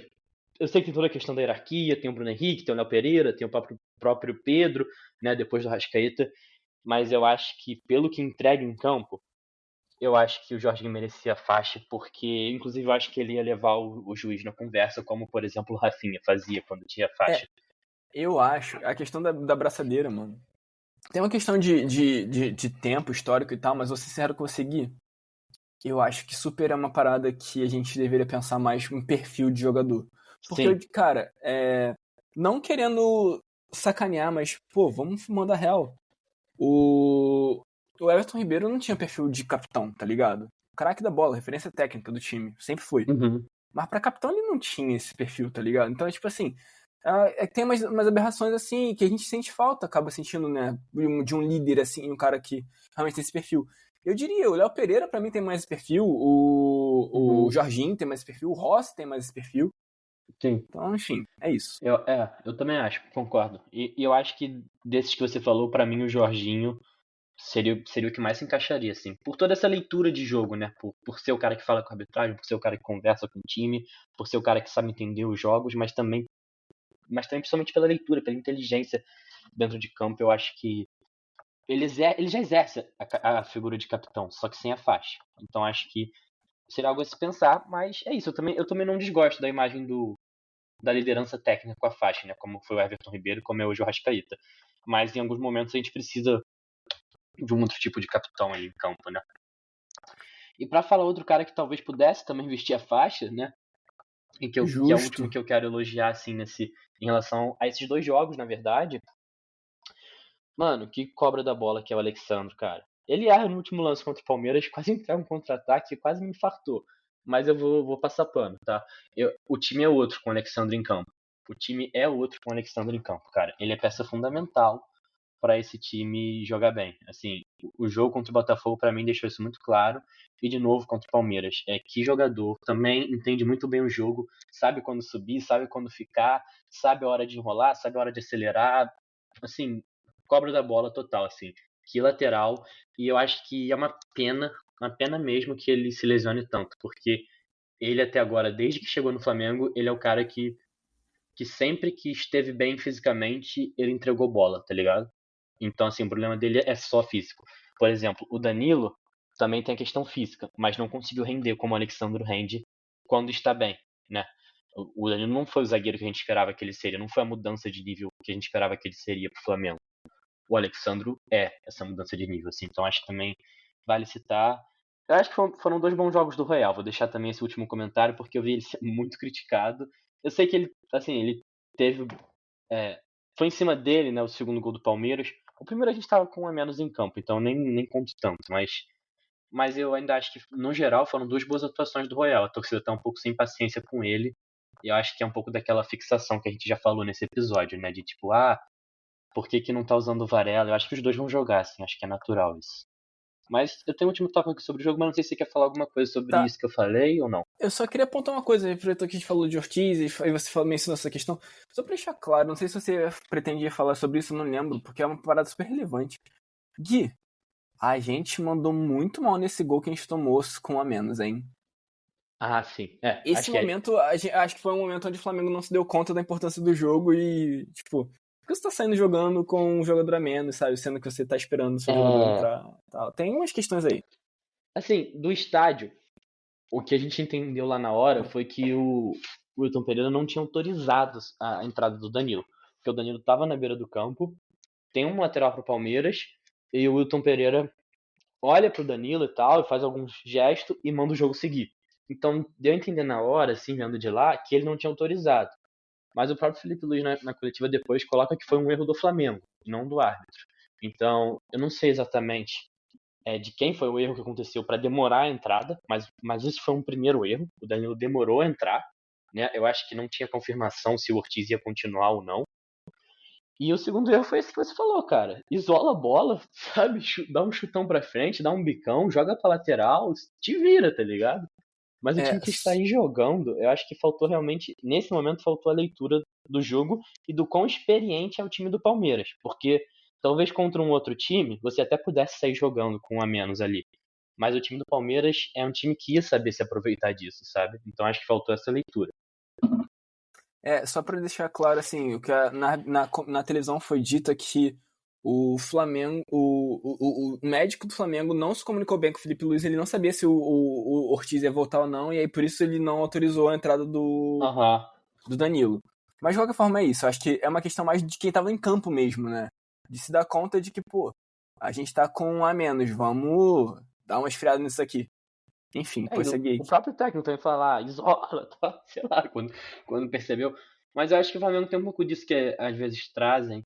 Eu não gosto muito desse discurso, mas tem um quê de verdade que o Flamengo é um pouco time de escoteiro às vezes, né?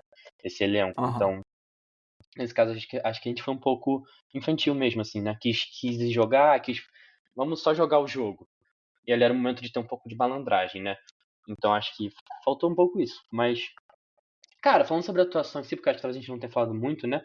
No geral, fora isso, acho que uma atuação muito boa do time. Assim, eu não vi esse esculacho do Palmeiras, esse domínio que eu vi algumas pessoas colocarem. Eu assisti o jogo como um jogo bem jogado.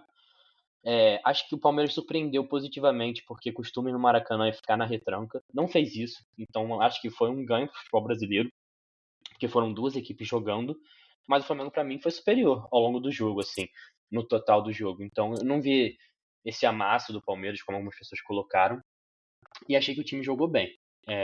Não sei se tu quer fazer um comentário sobre o jogo, senão vou falar sobre a torcida.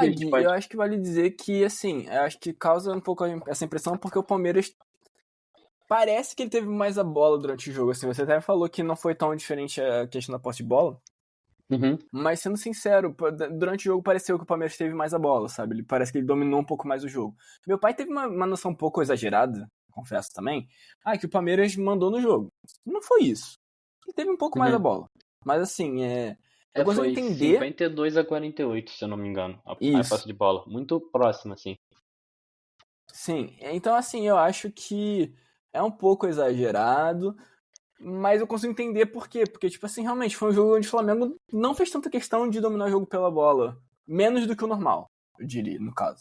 Mas é isso. Não, e eu não sei se assim, é meu plano de jogo preferido? Não.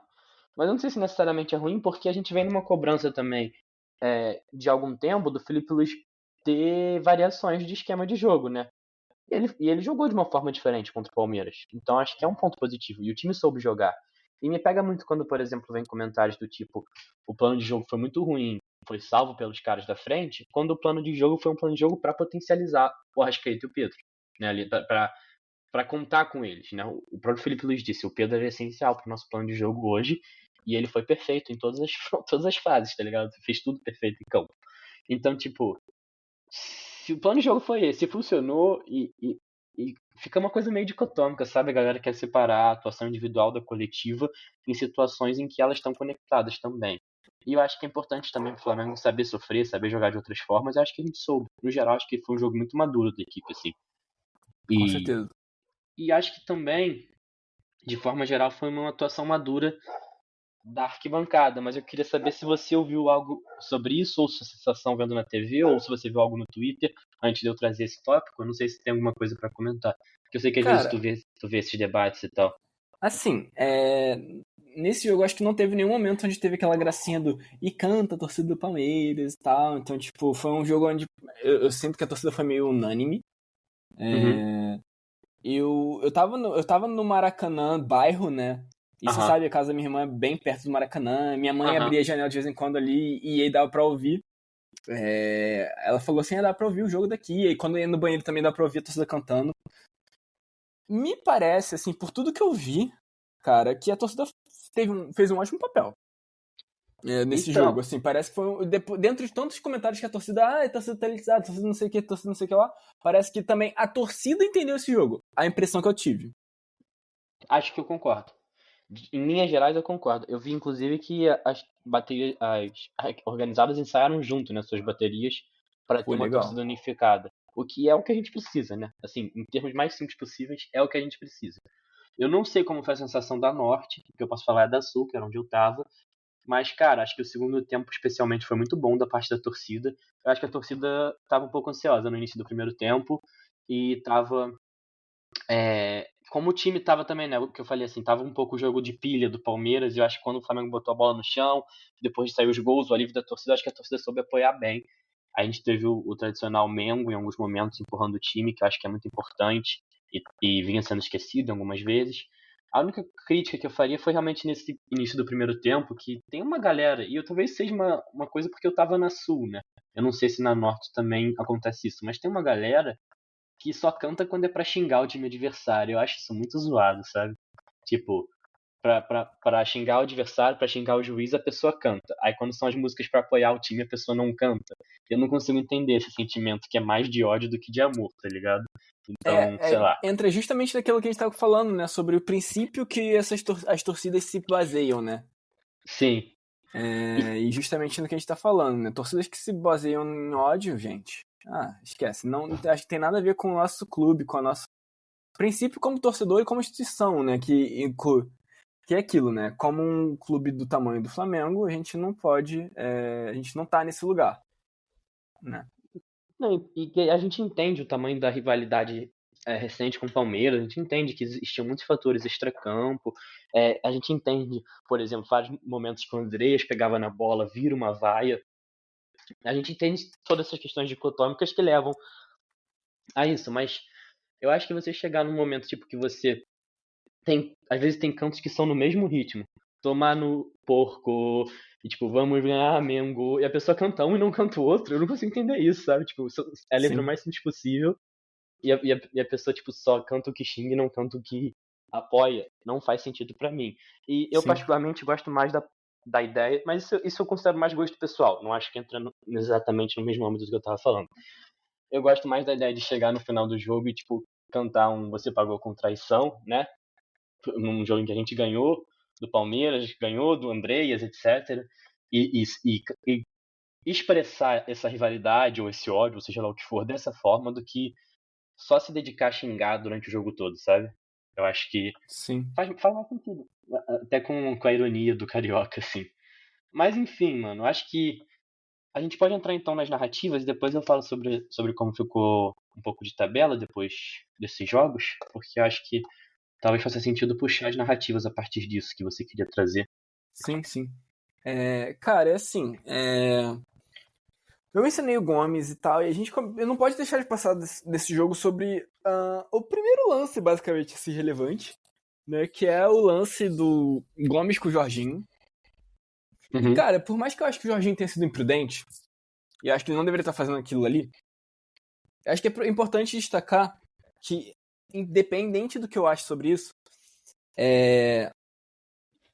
a gente precisa ter uma questão sobre um consenso sobre discurso, né?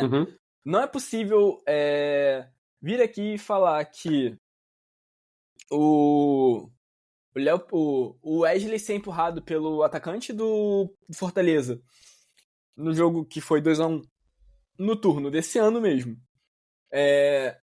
e faz um gol contra, aquilo não é falta, e agora você falar que isso é pênalti. Tá? Os dois não dá. Ok? Porque um a critério, verdade... né? Oi? Tem que ter um critério, né? Não Sim. pode... Cada hora é uma coisa, dependendo da camisa. Porque uma coisa importante de destacar é a seguinte, os dois foram deslocados, mas um literalmente afeta um lance de gol. E o Gomes não estava em condição de fazer um gol assim, não era uma coisa clara. Então assim, então se você quer comparar as paradas, pelo menos tem o mesmo critério. Os lances são parecidos, mas tem impactos completamente distintos.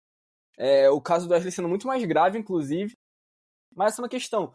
E aí, a questão que mais me incomoda não é nem só essa falta de equivalência, essa falta de leitura equivalente, mas é justamente a diferença da repercussão nessa situação toda. Ok? Isso precisa ser deixado claro. E aí, essas falsas equivalências justamente vão entrar numa questão que é bem patética pra mim, que é o André Rizek, fazendo um comentário que, assim, admiro muito o André. Ele é um cara que ele era o cara do Redação Sport TV quando eu comecei a acompanhar a Redação Sport TV, então eu tenho um carinho muito grande por ele nesse aspecto. Mas a fala dele de querer comparar o Felipe Luiz, colocar o cinismo dele igualado ao Abel Ferreira, que é um técnico que está há 5 anos como profissional, 5 anos xingando a arbitragem, fazendo gestos ridículos, sendo expulso com muita frequência, xingando jornalistas. Oi? Xingando jornalistas, batendo em xingando fotógrafo. jornalistas, com alguns discursos pra lá de xenofóbicos, inclusive. E que machista chega aqui, também, tem uma entrevista machistas dele, também, exatamente. Fala, a única mulher que eu dei uma explicação é minha mãe, ou algo desse tipo, pra uma jornalista mulher, sabe? Tipo, sim. Bizarro. E aí que segura no próprio saco, aí vem outro jornalista virar e falar, não, ele sempre levanta, ele sempre ajeita a calça quando ele levanta e tal, tipo, coisas patéticas, sabe? Comparar essa figura nojenta, asquerosa, com o Felipe, porque o Felipe se aproveitou da arbitragem e falou que não teve erro de arbitragem e tudo mais, não afetou o resultado do jogo. E comparar esse momento único com 5 anos de Abel Ferreira no Brasil fazendo tudo isso que eu descrevi de um... Isso é cinismo, de verdade. Isso é cinismo. É nojento.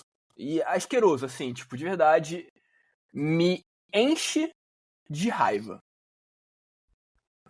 Porque supõe uma ideia de neutralidade. Que a gente sabe que não existe. Não tem uma intenção neutra nesse discurso dele. Então, assim, eu fico muito, muito nojado com isso, porque é uma situação realmente muito idiota, sabe? Tipo, de um profissional tentar emplacar isso e sabe o que é pior, Guilherme? Consegue pautar os discursos. É muito curioso, né? Algumas coisas pra trazer sobre isso. A gente já tinha trazido alguns episódios atrás, quando teve o jogo de Palmeiras e São Paulo, que teve erros de arbitragem claríssimos e erros objetivos. A gente trouxe que fizeram uma lista dos 10 maiores erros do campeonato e encaixaram um erro de Flamengo, supostamente um erro a favor do Flamengo no jogo contra o Palmeiras, que era um lance que nem acho que é erro, mas que se fosse um lance interpretativo no máximo, sabe? E a gente já trazia isso, né? Que no momento em que a polêmica era sobre errar a favor do Palmeiras, quiseram encaixar de qualquer maneira um suposto erro a favor do Flamengo, que acharam lá no primeiro turno do campeonato para poder colocar nessa lista. E aí é curioso como agora, quando tem esse lance no Gomes, já querem trazer de volta esse discurso, né? De equiparar esse lance com o que aconteceu no jogo entre São Paulo e Palmeiras. E são coisas diferentes. Como eu falei mais cedo no episódio, né? O pênalti que não é marcado pra gente contra o Botafogo, pra mim é um lance muito mais claro, muito mais objetivo do que esse lance. E, enfim, querem colocar como um erro, claro, um lance que pra mim é interpretativo. Eu acho que alguém dizer que é pênalti ali não é absurdo. Alguém dizer que é um erro claro não dar pênalti ali, pra mim é absurdo. E essa entrevista do Felipe Luiz, né, que você trouxe, embora alguns possam considerar que ele foi cínico, algo do tipo, né, como você está colocando aí, que foi dito, essa leitura dele de que a arbitragem não prejudicou ninguém, segundo uma notícia da ESPN de 2 dias atrás, é a mesma leitura que a própria CBF teve, né, que diz que a atuação do juiz foi segura, e segundo soube a reportagem, a interpretação interna é de que se o Wilton marcasse um pênalti no respectivo lance, a reclamação só mudaria de lado. Eu concordo, sabe? É um lance que se não dá pênalti, o Palmeiras reclama, e se dá pênalti, o Flamengo reclama, porque é um lance muito mais interpretativo. Eu acho que buscar um erro claro nesse lance é forçar a barra. Eu não consigo ver como um lance claro, inequívoco e objetivo.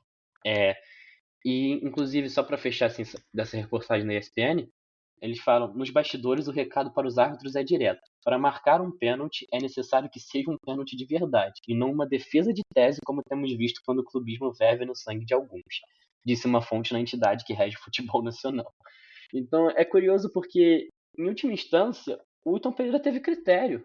Ao longo do jogo ele não marcou esse tipo de empurrão. E a galera tá cobrando Exato. que ele não tivesse critério. Assim, como é que pode a imprensa que diariamente, semanalmente cobra critério da arbitragem, reclame quando o árbitro apresenta critério?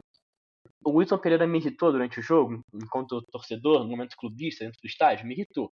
Olhando depois, ele foi criterioso. Reclamações que vieram do lado do Palmeiras e do lado do Flamengo são parecidas. Acho que se teve alguma coisa que eu reclamaria dele no jogo foi que faltou dar amarelo em lances que o Palmeiras matava contra-ataque. Achei que o Palmeiras matou muitos contra-ataques ao longo do jogo, repetidamente, e isso é falta tática, não é questão da força, da falta, ou da intensidade, ou da violência. É uma falta tática que o Palmeiras usou repetidamente e ele não puniu com amarelo. Acho que é a única coisa que... E não foi um lance capital, sabe? Eu acho que faltou ele dar esse amarelo, mas não foi um lance capital. Fora isso, cara, ele deixou a bola rolar, que é o que vem sendo pedido, sabe? Teve lances que me irritaram? Teve. Mas teve lances que irritaram o torcedor do Palmeiras? Provavelmente teve também, como esse do pênalti, né? Mas eu acho que é muito mais um critério de permitir mais contato e que normalmente não acontece no futebol brasileiro, mas que é um critério que é adotado em outras ligas. Tanto que a gente está falando do empurrão no Wesley, um dos primeiros gols que a gente toma, não sei se é o primeiro ou o segundo, Alex, se você lembra, contra o Bayern de Munique, é um gol contra do Pulgar, em que também tem um empurrão nele, né? E não é marcado nada ali, porque entende-se que o futebol é um jogo mais físico internacionalmente do que é no Brasil até assim. Então, eu acho que deixar a bola rolar mais e permitir mais contato não necessariamente é um erro, desde que o juiz mantenha o mesmo critério.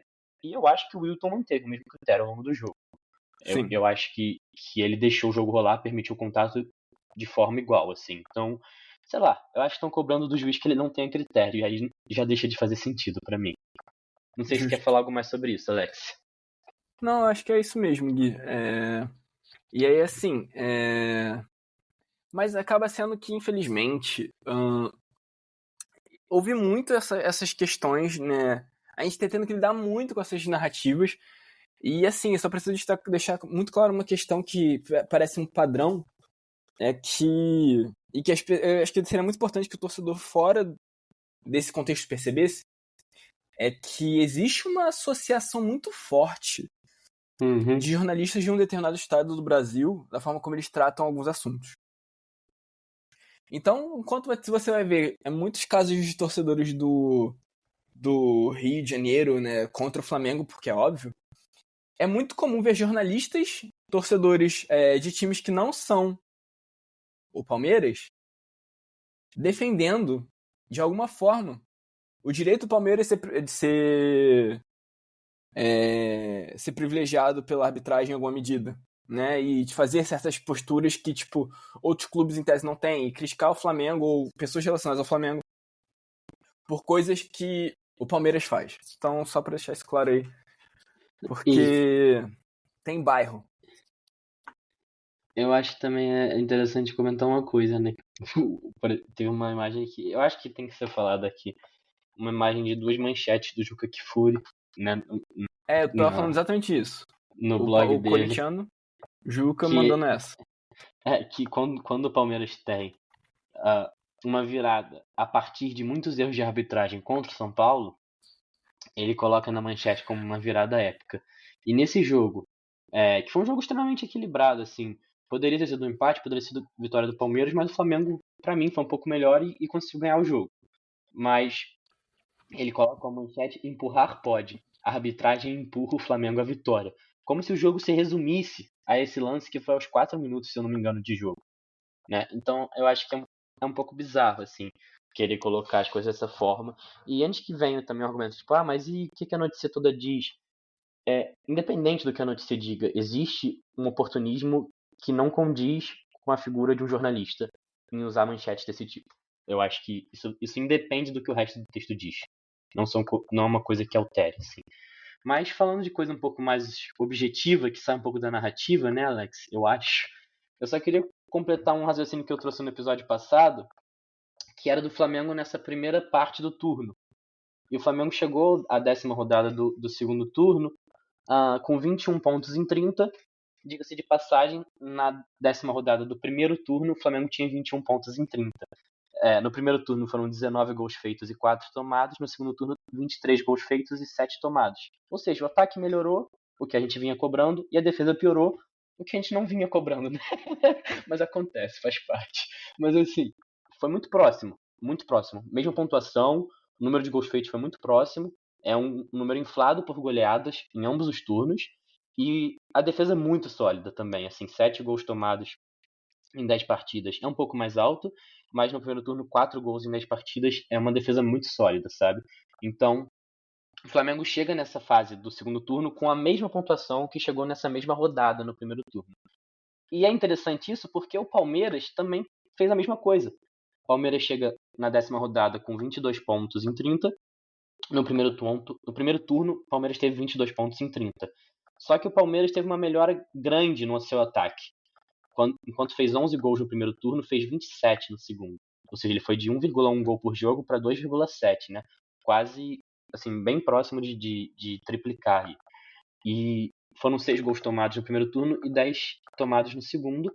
Então a defesa deles também piorou. Os dois ataques melhoraram, os dois defesas pioraram, mas a mudança maior foi do ataque do Palmeiras, assim, que melhorou de uma forma mais relevante. Só que mais uma curiosidade do time do Palmeiras, que eu acho que vale citar, é que o Palmeiras teve 100% fora de casa no primeiro turno, nos 5 jogos fora de casa, né, desse recorte de 10 jogos, e no segundo turno teve 100% nos jogos em casa, ou seja, ele ganhou todas contra os mesmos times e ele teve dificuldade contra os mesmos times. Eu acho que isso é interessante porque a gente pensa no Palmeiras que muitas vezes é colocado como um time que não tropeça. Só que tá mais do que provado que o Palmeiras tropeça. E ele tropeça contra os mesmos adversários. Ele costuma ter dificuldade, pelo menos é o que se mostra até agora, contra os mesmos adversários. Então, tanto o Flamengo ainda vai tropeçar, como o Palmeiras ainda vai tropeçar. Mas para fechar assim, essa questão da comparação com o Palmeiras, no resto do primeiro turno, a gente fez 19 pontos em 24, fechando o primeiro turno com 40 pontos em 54, em um jogo atrasado contra o Sport. Já o Palmeiras, no resto do primeiro turno, fez 17 em 21. Desculpa, ele fez 20 em 24. Porque eu não estava contando o jogo atrasado ainda. E ele terminou com 39 em 54 pontos. Ou seja, no total do turno... Eu falei errado. Ele fez 17 em 24. Foi mal, galera. E ele terminou com 39. E a gente fez 19 em 24 e terminou com 40. Ou seja, no final do primeiro turno, cada um com um jogo atrasado, ou seja, em 18 rodadas, a gente terminou à frente do Palmeiras. Mesmo que na 10ª rodada a gente estivesse um ponto atrás. A situação hoje é a mesma, e fazendo uma projeção de que a gente mantenha esse aproveitamento, né, Alex? O Flamengo chegaria a 80 pontos, mais os 2 jogos do Sport, e o Palmeiras chegaria a 78 pontos, mais os 2 jogos do Santos. Eu não estou considerando os jogos que a gente não fez, né, no turno. Então, assim, tudo indica que a gente ainda tá muito vivo na briga, no mínimo, assim. E a gente teve um final de primeiro turno melhor do que o início, então a tendência é que o Flamengo melhore de novo nessa fase. Eu espero, assim, se a gente levar em conta os adversários.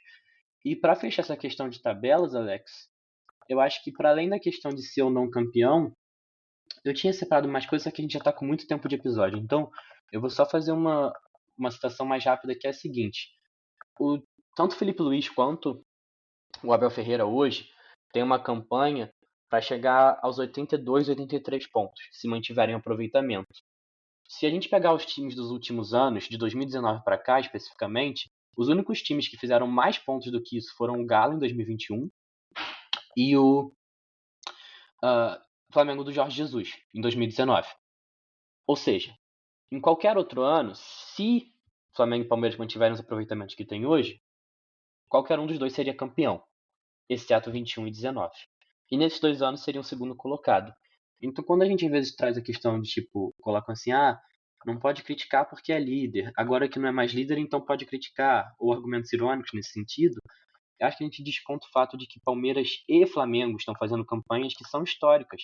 A campanha do Galo é a segunda melhor campanha da história dos pontos corridos, né, de um campeão. E a do Flamengo de 19 é a melhor. E se Flamengo e Palmeiras chegarem aos 82 pontos, qualquer um dos dois vai ter a terceira melhor campanha de um campeão no campeonato de 20 corridas com 20 times. Então, o fato de que o Palmeiras também está fazendo uma campanha histórica não diminui a campanha do Flamengo, como alguns tentam colocar. O fato de que o Palmeiras, nesse momento, é líder do campeonato não faz com que a campanha do Felipe Luiz não seja histórica.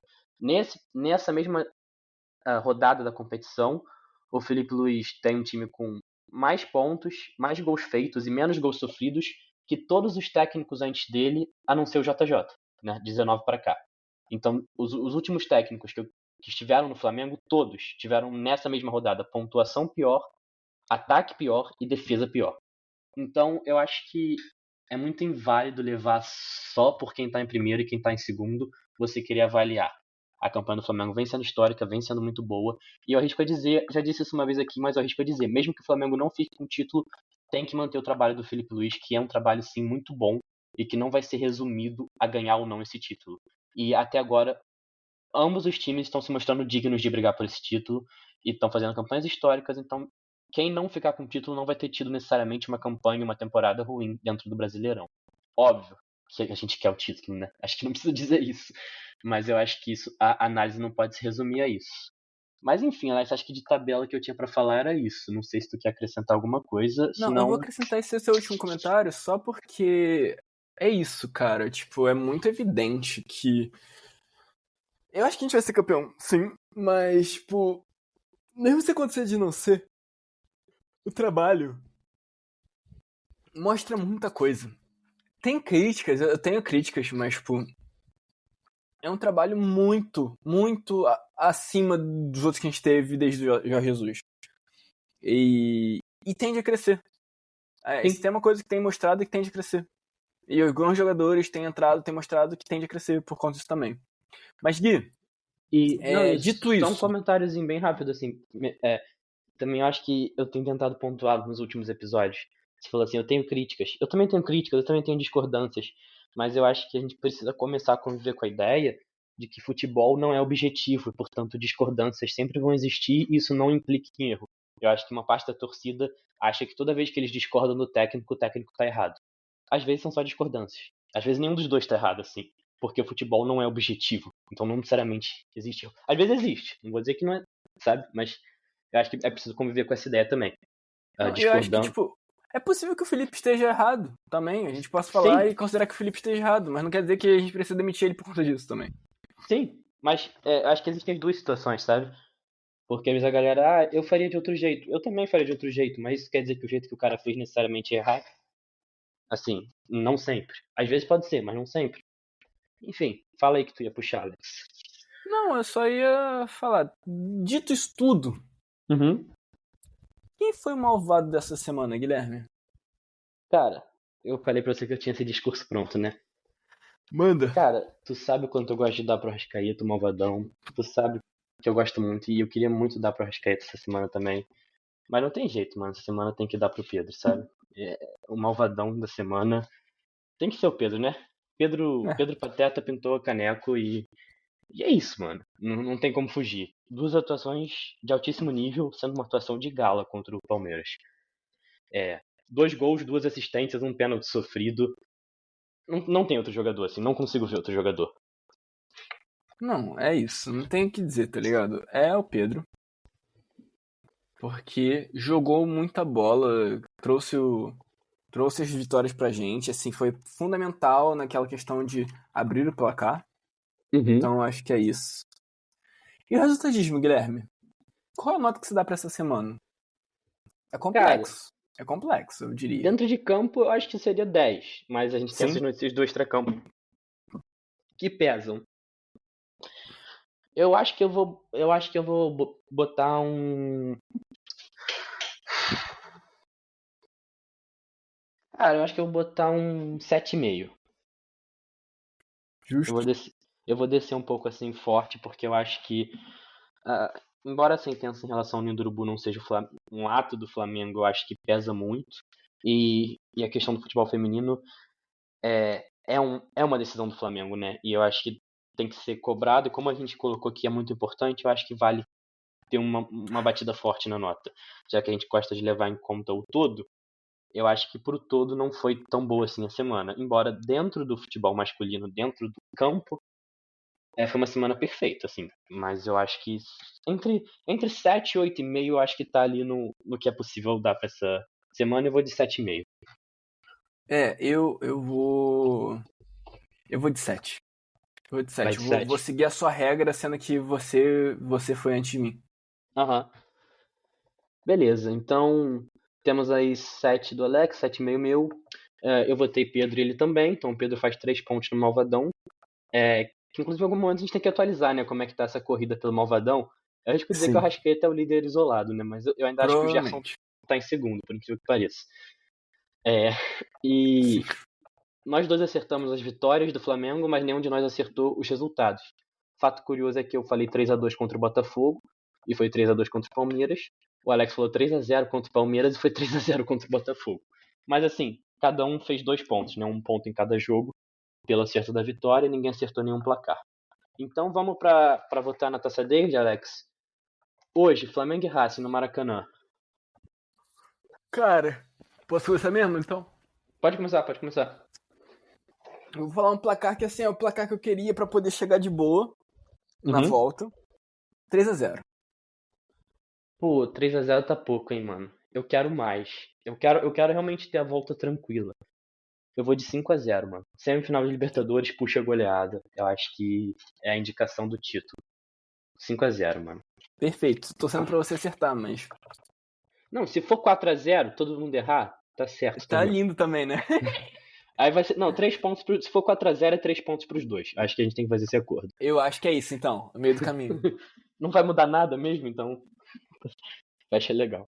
Beleza, e contra Gui, Fortaleza, fora de casa? Não, puxa tu, Fortaleza aí. Eu vou pegar seu placar então, mano. Eu vou de 3-0. A gente goleou no Maracanã, mas eu acho que é possível que a gente vá com o time reserva, mas quando o time titular engrena, o time reserva costuma engrenar também. Essa é a minha tese.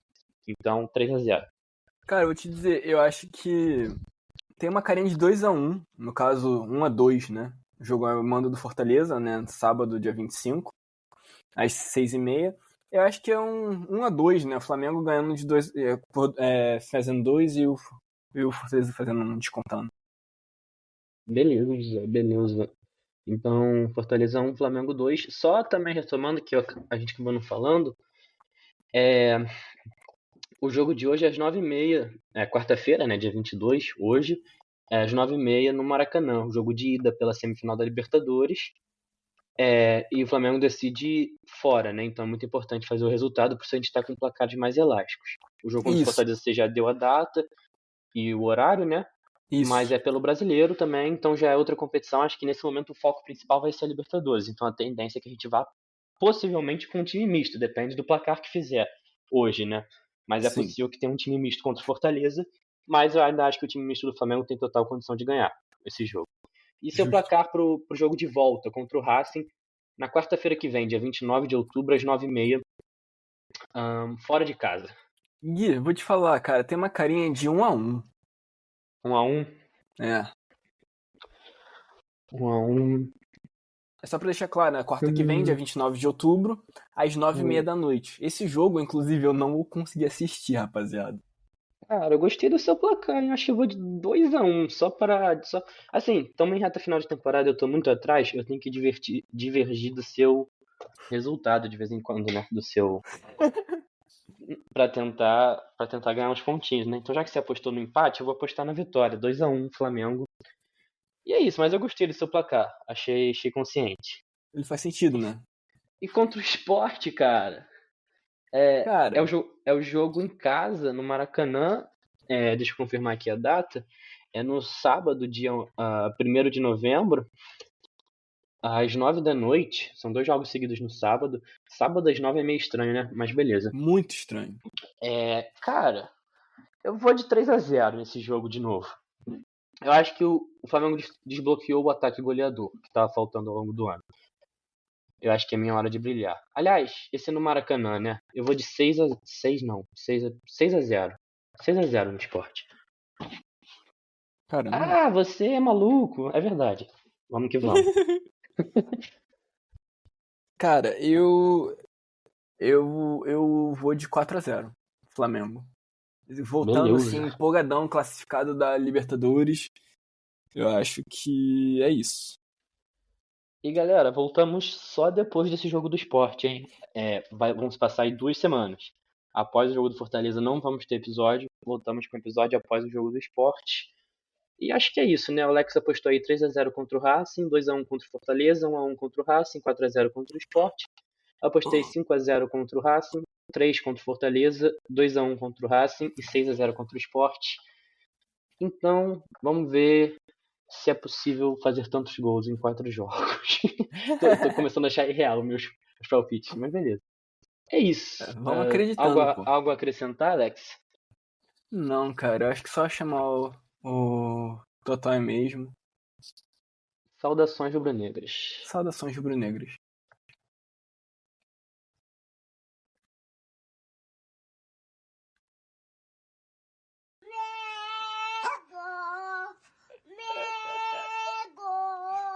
Não dá,